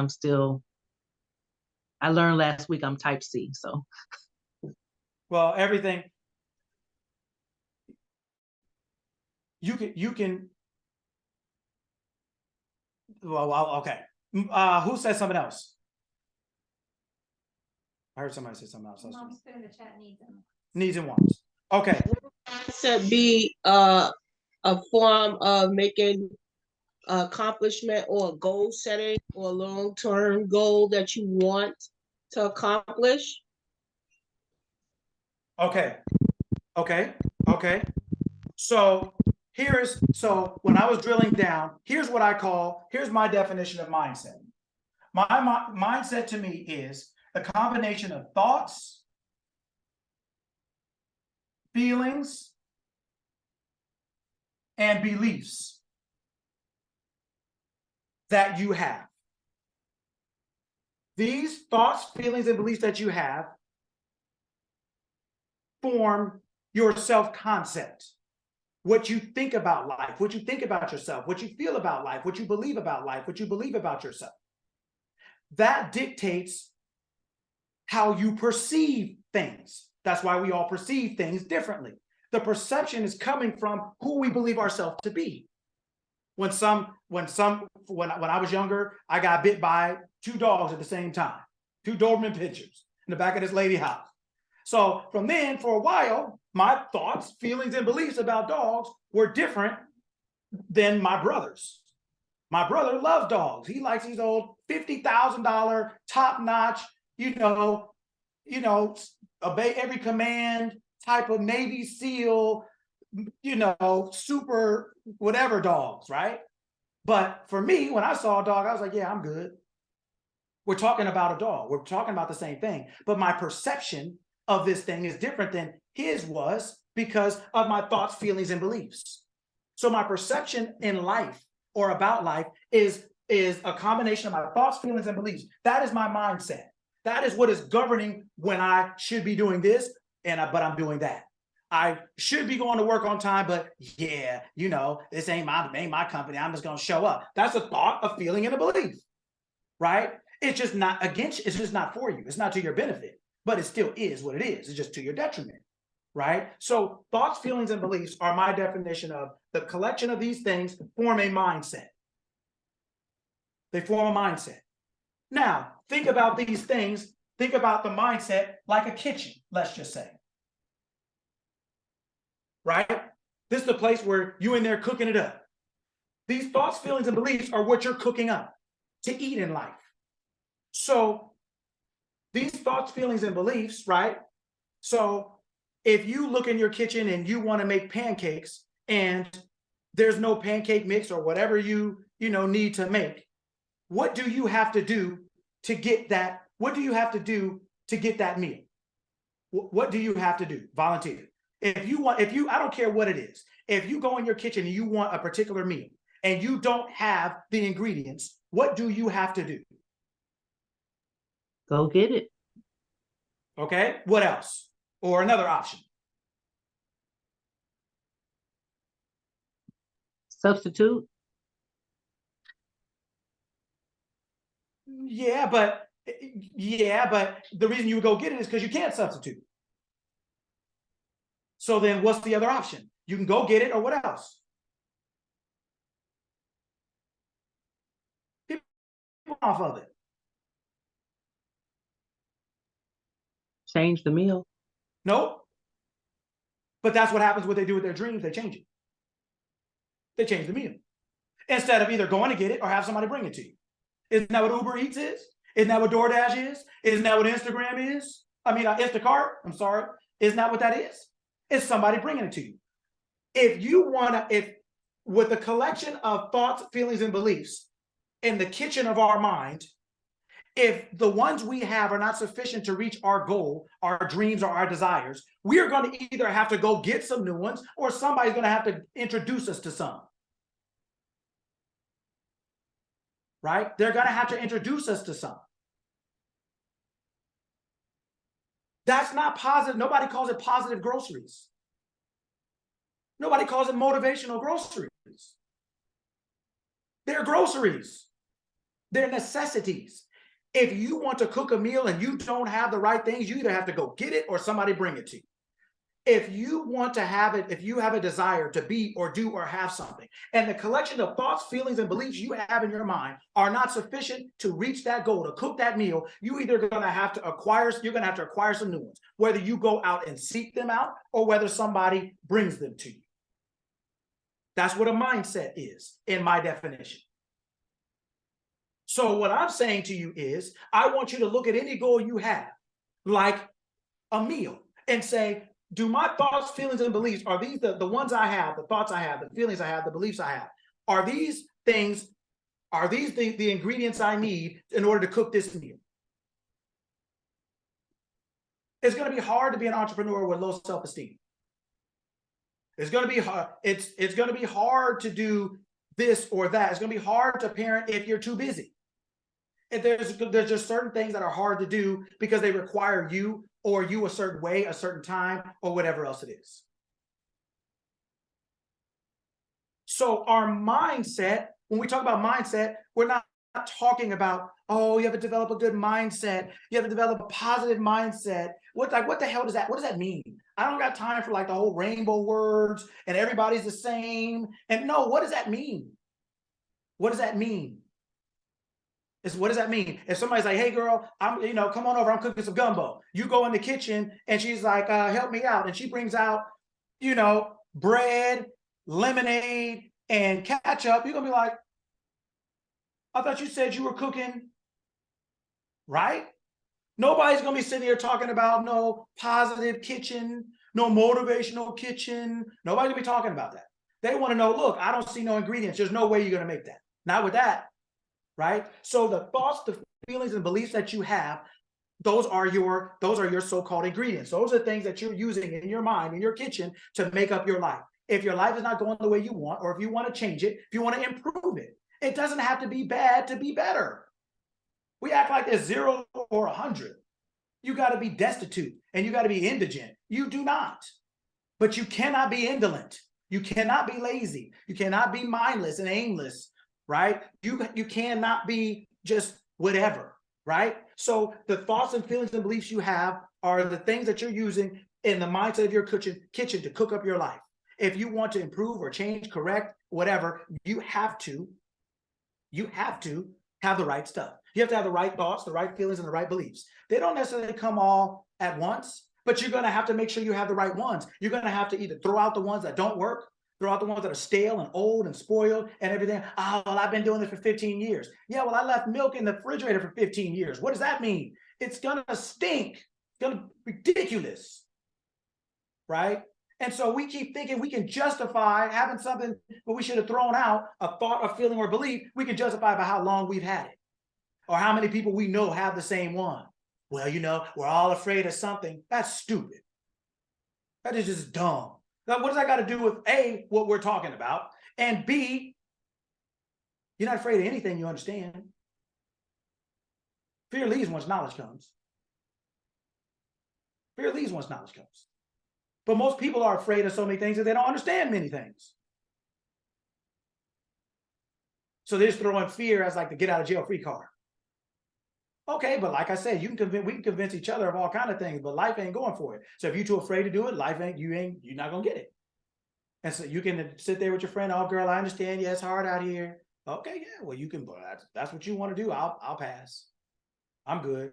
I'd rather have something different. Right? So your thoughts, your feelings, and your beliefs are what you're using to live your life on. And if you look at your life and you want something different, you are going to have to either add some new ones, replace some of them, eliminate some of them, but they all matter. That's what is governing your perspective, how you see things. Can I be an entrepreneur? Can I be successful? Can I be healthy? Can I be wealthy? Can I have a good relationship? Those are all thoughts, feelings, and beliefs you have about those areas. And you have to be aware of what those are for you, because that's the only ingredient you have to cook with. And if you want to be able to cook up something different, you're going to have to either go get some more at the store, or you're going to have some introduced to you. Right? This is a mindset. We have to have the right one to get the right thing, meaning the thing that we want. I always say, I don't care what you want. I just want you to have it. I don't care what it is. Everybody wants their own thing, right? But you have to be the person that has it. See, the person that has it has different thoughts, feelings, and beliefs than the person who doesn't. Right? So you have to learn how to be in order to become. You have to learn how to be, to assume you are in your mind until you physically become. We do it all the time. When you walk into somebody's, when you're sitting there, you say, I want to cook some pancakes. What was the first thing? And you say, okay, I'm going to cook some pancakes now. What's the first thing you did? Volunteer. What's the first thing you did? You thought about it. You thought. So number one is thought. Then the next thing you did was you started. Now, when somebody comes in the kitchen and says, hey, what you making? Or what are you doing? What are you making? What volunteer? What do you say?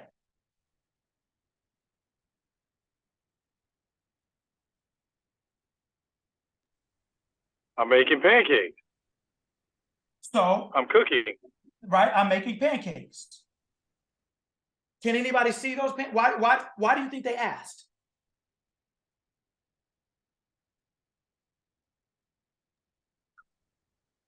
Because you're in the developing process. They were not actually completed yet. That's correct. So then, there's a process of completion. Thought, behavior, like thought, and then you proceed, and then you start making. A lot of us are trying to make without thought. We're trying to make something different than what we're thinking. We're trying to make something successful while we're thinking failure. We're trying to think that we can outwork what we think. We're trying to think we can just think any way we want and then end up well or end up right. And it's not. It doesn't work like that. It doesn't matter whether you're making a building, pancakes, hot dogs. It doesn't matter whether you're creating a product or a service. It doesn't matter. Thought is always first. Why is thought first?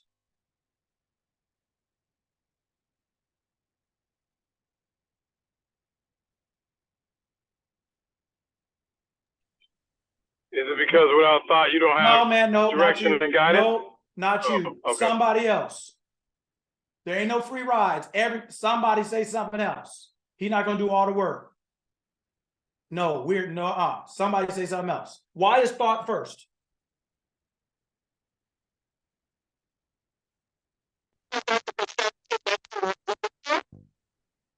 I think your reception is a little tricky. Say it again.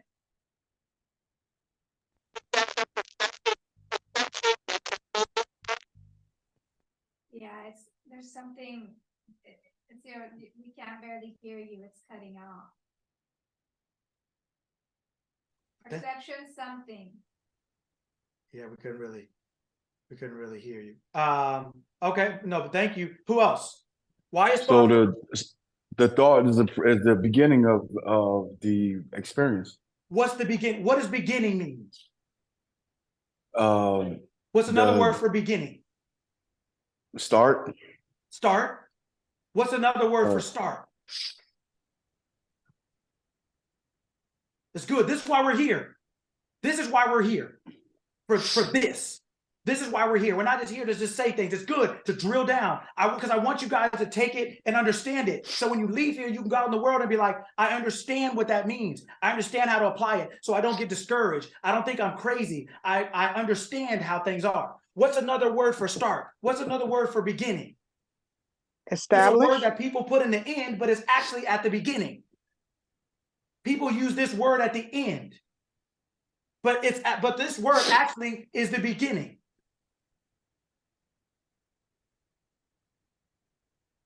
Is it the end of a thought and the start of an experience? I don't. Cool. That's okay. Reality.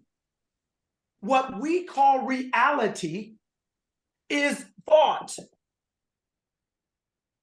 That's where reality is created.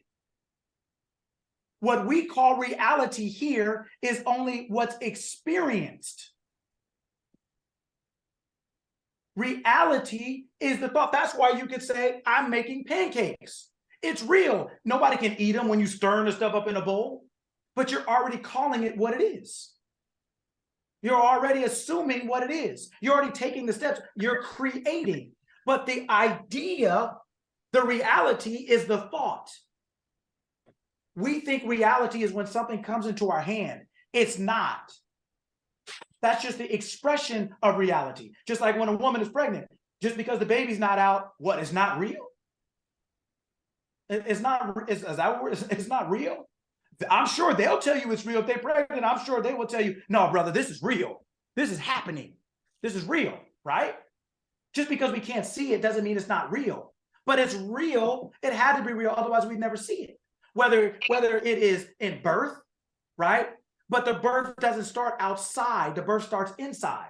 The idea is the reality. That's where everything comes from. The expression is what we get. Once it comes into the physical world, that is like birth. It's last. It's after 9 months. It's just the expression of what was already real that was going through the process of creation, meaning going from the reality to the experience. The mind, when we talk about mindset, that's why we're talking about it. Mindset is reality creation. This is where you're creating the thing you call reality physically. This is where you're doing it, is in your mind, and you're using your thoughts, your feelings, and your beliefs to do it. That's why what you think, feel, and believe matters. That's why we're always telling our kids, oh, what do we always say? You can do it. But when we say you can do it, what do we try? What part of them are we appealing to? Are we talking, or do we grab their hand and be like, you can do it? What part of them are we talking to?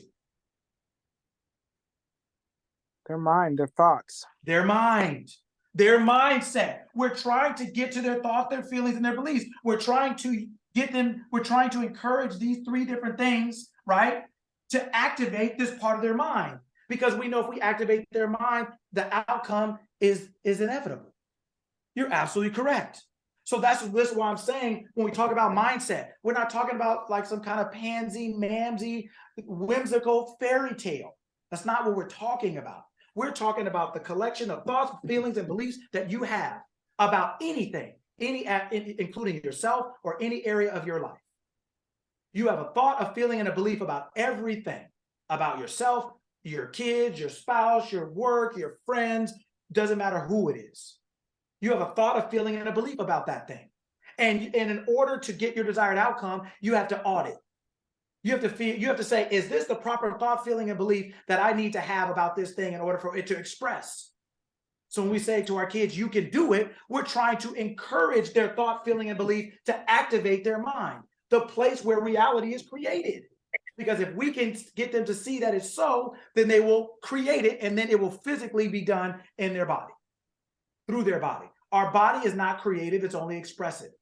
Life is not creative, it's only expressive. It only expressive. The canvas, the paper is not creative, it's only expressive. It's only expressing the thing that the expressor, the painter, the writer, the liver, us beings are using. We're using life to express ourselves.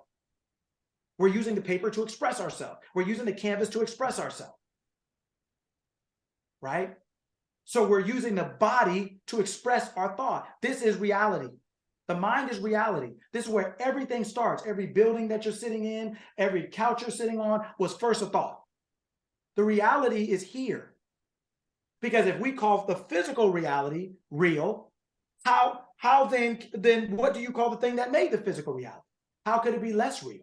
If the child is real, how is the parent not real? If the thing that created the child is, how could it be less real than the child they created? The physical world is a creation, just like a painting, just like a writing. That's why we give credit to the author. Well, we have to give credit for these writings, these paintings, these drawings. We have to give credit to the author. The author is your mind. The author is the thought, feeling, and belief you have about whatever it is you're talking about, and everything. So that's why it's important to have a proper mindset, not just be up here, have a good mindset, have a great day, think positive. Whoa! It's not what happens to you, it's how you react. It's yeah, all that's true. But I want you to understand in ways that we can understand.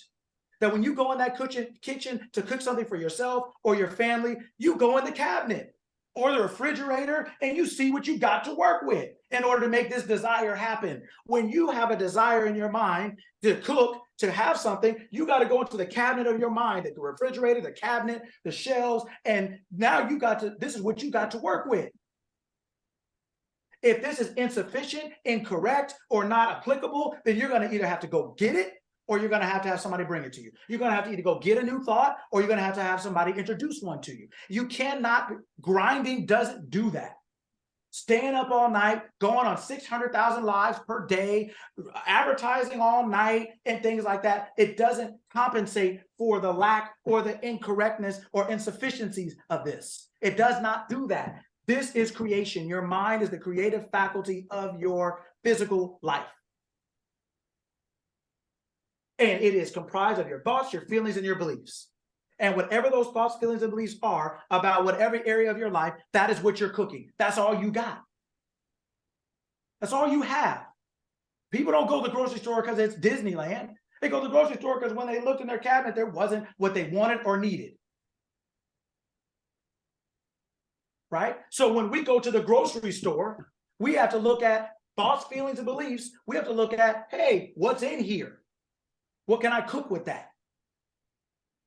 And make and decide. That's why we did a couple weeks ago storytelling. That's why we did it. I put there's a workbook out on the website if you want it, right? But it gives you a chance to revise what you talk about, revise what you think, revise what you're doing.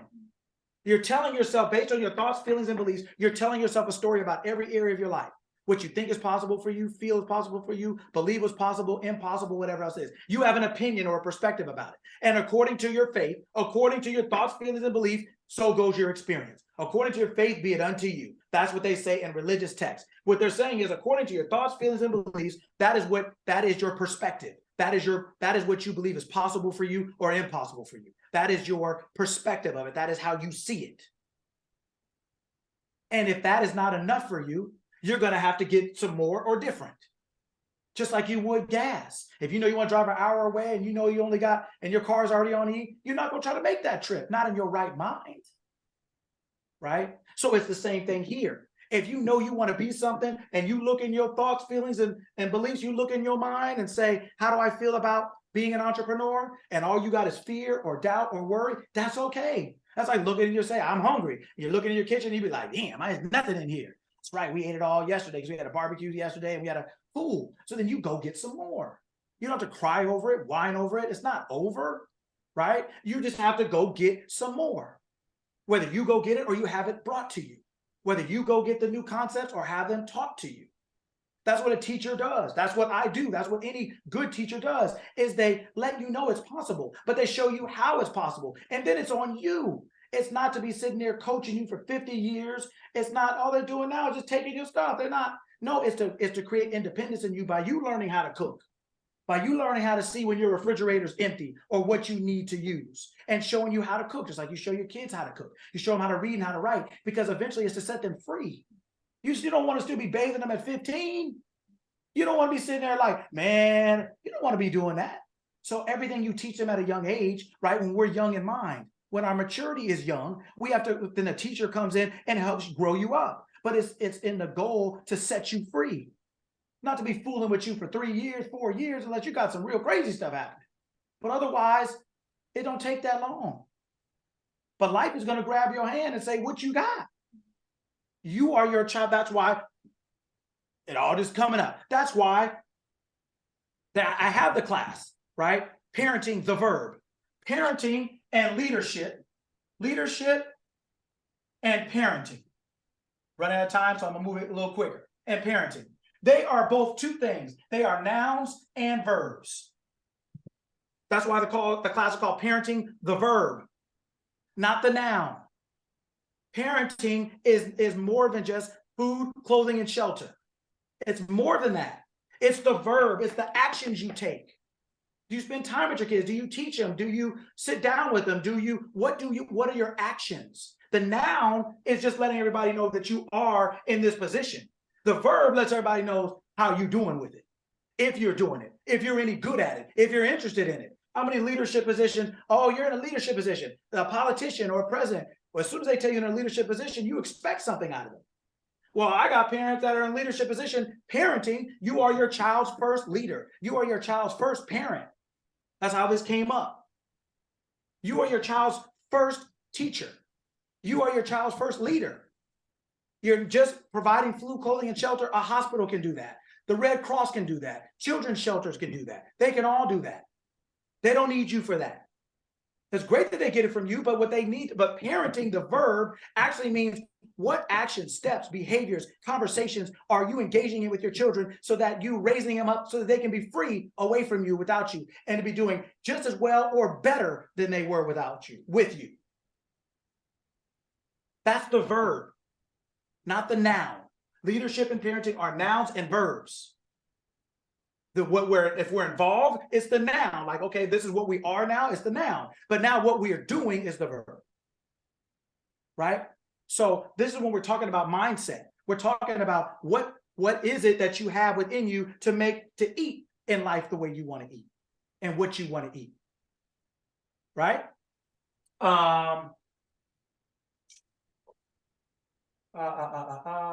Okay, I'll end it on this one and then we'll take time for questions real quick and stuff like that. Imagine we didn't have caller ID. Just imagine, I know it's been a while, but imagine we didn't have caller ID. That's for this for all you old people. This is not for me. It's not for me. This is for all you old people. All right. Just imagine we didn't have caller ID. So imagine somebody calls you and you pick up the phone and you're like, hello. And they're like, hey, let's go to vacation to Hawaii and let's go to do this. And we're going to go, we'll take our kids and we're going to go for 2 weeks. And don't worry, man, I'll pay for everything. Just go ahead and let's go ahead and have a good time. What's the first question that you would ask? Now, let's just say that everything they said you liked. You like, oh yeah, this is fire. Yeah, this sounds good.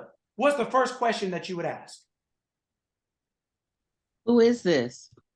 Okay, first question you would ask is, who is this? Does everybody agree? First question I'd ask is, what dates are we going? Okay, that's pretty cool, but watch this. So first question I would ask as well is, who is this? Why would you ask that question? Why do we ask that question? Somebody else, why do we ask that question? Because that's going to tell us what our experience is going to be.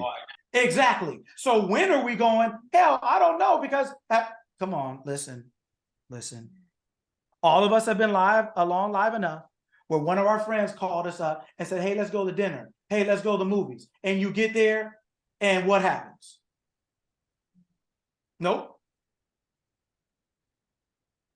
It's something that you don't want to experience, or you experienced it already. You decided to go with them though. What happens? Go to dinner, you go to the movies.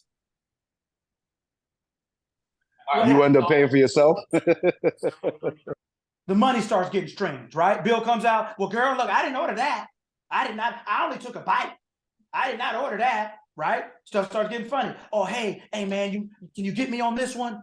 Can you, it's like, wait a minute, you called me, right? So when you ask, who is this? You're asking because you're saying, yeah, oh, that's fun. But according to who's asking, I know I can pretty much determine what my experience is going to be. And I may not want to do that with you, because every time I go somewhere with this fool, he never got any money, but he always asking me out.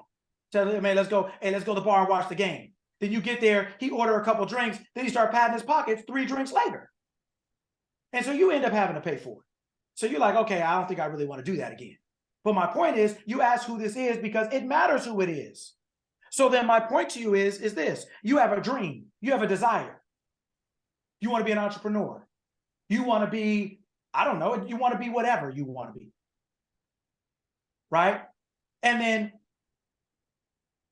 you're like, well, I don't know if I can do it. I'm not really sure I can do it. Why would we say that? Volunteer. Why would we say that? I have a desire. I want to be an entrepreneur. I want to own my own business. I want to do whatever. Why? But we're not sure we can do that. Why is that the case? When we have a desire and yet we don't pursue it. Why is that?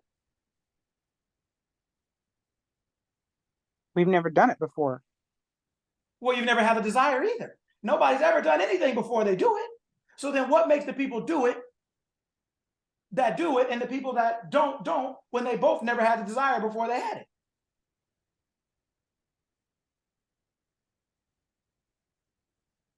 That's true. We haven't done it before, but nobody has. So then why do some people go forward and why do some people not?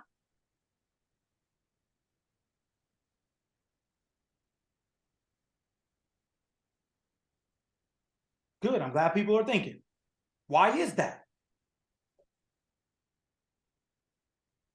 For me, it was the sheer will, because I knew it could be done. It had been done, and I believed I could. So that's the point. You believed you could. What made you believe? What made you believe you could? That's not what I mean. But what gave you that? Not that you believe you could, but what gave you that belief? What made you go ahead? What gave you that belief? I had the experience of accomplishing hard things that I knew nothing about previously in my life. So do you know what that means? No. That's great. Does anybody know what that means?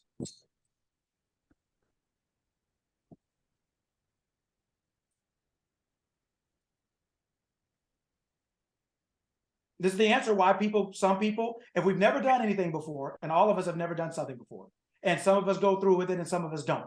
Why do the people that go through with it, and why do the people who don't? She said, because I have plenty of experiences and things like that. Cool. What does that mean? Like that's the story you're telling yourself, you mean? No. Anybody else?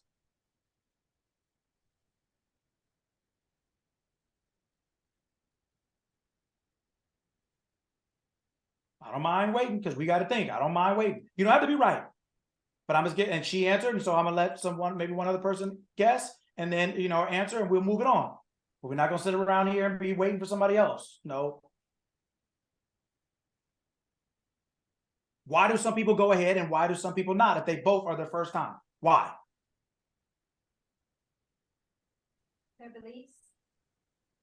Fear. Okay. But then what makes the other people go ahead?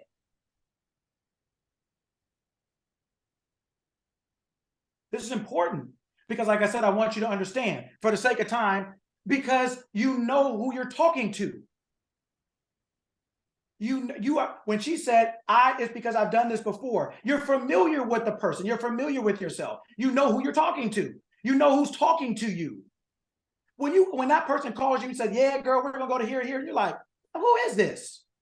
Yeah, it doesn't matter how good the plan sounds because you want to know who it is, because you don't want to be out somewhere and they pat in their pockets. You don't know if you can trust what you're hearing. You don't know if you can trust who's talking to you. You don't know who's talking to you.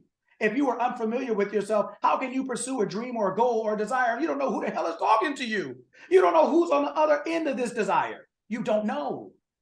So how can you trust it? If you don't know yourself, how can you do that? What makes us go through with it is when the person says, oh, this is Nicole, or oh, this is Jason. And you be like, and Nicole and Jason to you signifies responsibility, trustworthy. Okay, I can roll with them somewhere. They don't talk too much. They ain't gonna be out all night. You're saying you trust a relationship to move forward. If you don't know yourself, you don't have a relationship. If you don't have a relationship, how can you move forward? With what? So it's not the lack of it being possible. It's just that you don't trust, you don't know this person. You don't know that part of yourself. So how can you go forward with it? So when you had experiences, like the lady said, when you have it, then of course you're willing to go forward because you trust you have a relationship. You have history, right? So this is important. So when you have goals and things like that, in order for you to reach, all these things matter, and all of these things are the way you are. It's your relationship between the physical you and your higher self, the you were before you got in this body. But if you don't know that relationship, you don't have it, your higher self is gonna say, we can do that easy. And you're gonna be like, shh, have you seen the economy? Have you seen it? Have you seen it? No, it's like, no, right? So you have to get to know yourself. You have to spend some time with yourself. You have to do that. That's what all this today is about. This is about you. If you want to live better by thinking well, you have to learn how to think. And in order to do that, you have to start spending some time with yourself. You have to start prioritizing your actions, your behaviors, and everything so that you have the most energy, most awareness. You're prepared to get off. You have everything necessary in you to do it. But you can't be distracted, divided, diluted, and running around trying to be everything to everyone and everything to everything. And then validate that or justify it by how many things I did in a day. Quality matters, not just quantity. Right? Okay. We have about 2 minutes. Are there any questions before we move on to the last part? Are there any questions? I know there probably may be, may not be, but.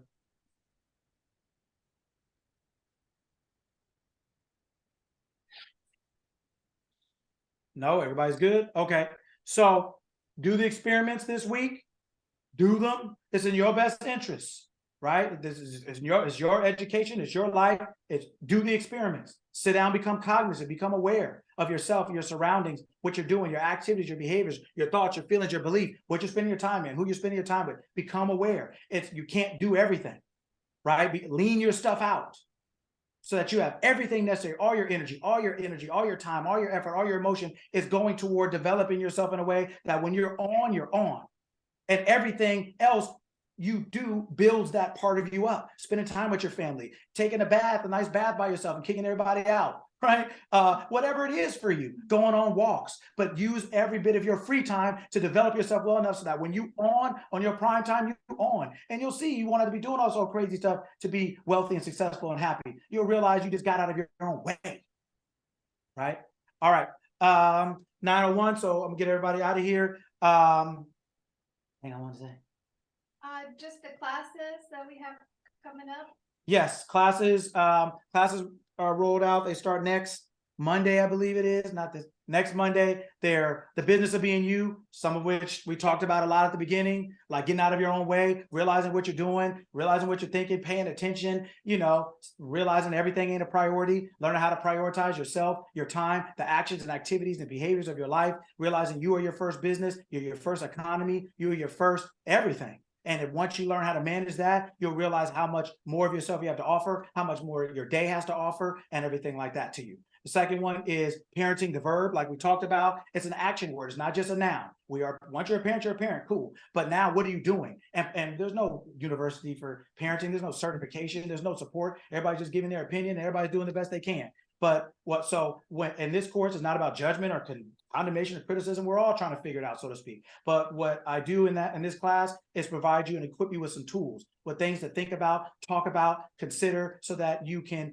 like a teacher does in high school or especially in college, that you have a syllabus. You have a you have a syllabus. You have things that you want to teach your kids, and the ways you're going to teach it, the times that you think 5 to 7, I want to learn this, or 8 to 12, I want to learn this, things that you start actually applying real cognizant skills as a teacher. That's what you are to your kids. The most valuable thing besides getting them here is raising them with information, right? So they can think and function and live well, just like we're here doing, right? And lastly is concepts like 6 to 3, 3 to 6, like, create the life you want or suffer the one you allow, or like different concepts that we take in order to have a different view and understanding of life and how we want to handle things, and just to create our own concepts, our own awareness of how we live, right? So those classes are on the website. Limited. Limited. They're I don't even know how many have gone already, but they're they're limited up to 6. Each one is 6. You'll see it on the website. It's there. There's a story time workbook that you guys want that just allows you to retell your story in different ways and areas. There's another one, wisdom shots and writings. They're all on the site. But the point is I put the site in the chat. okay.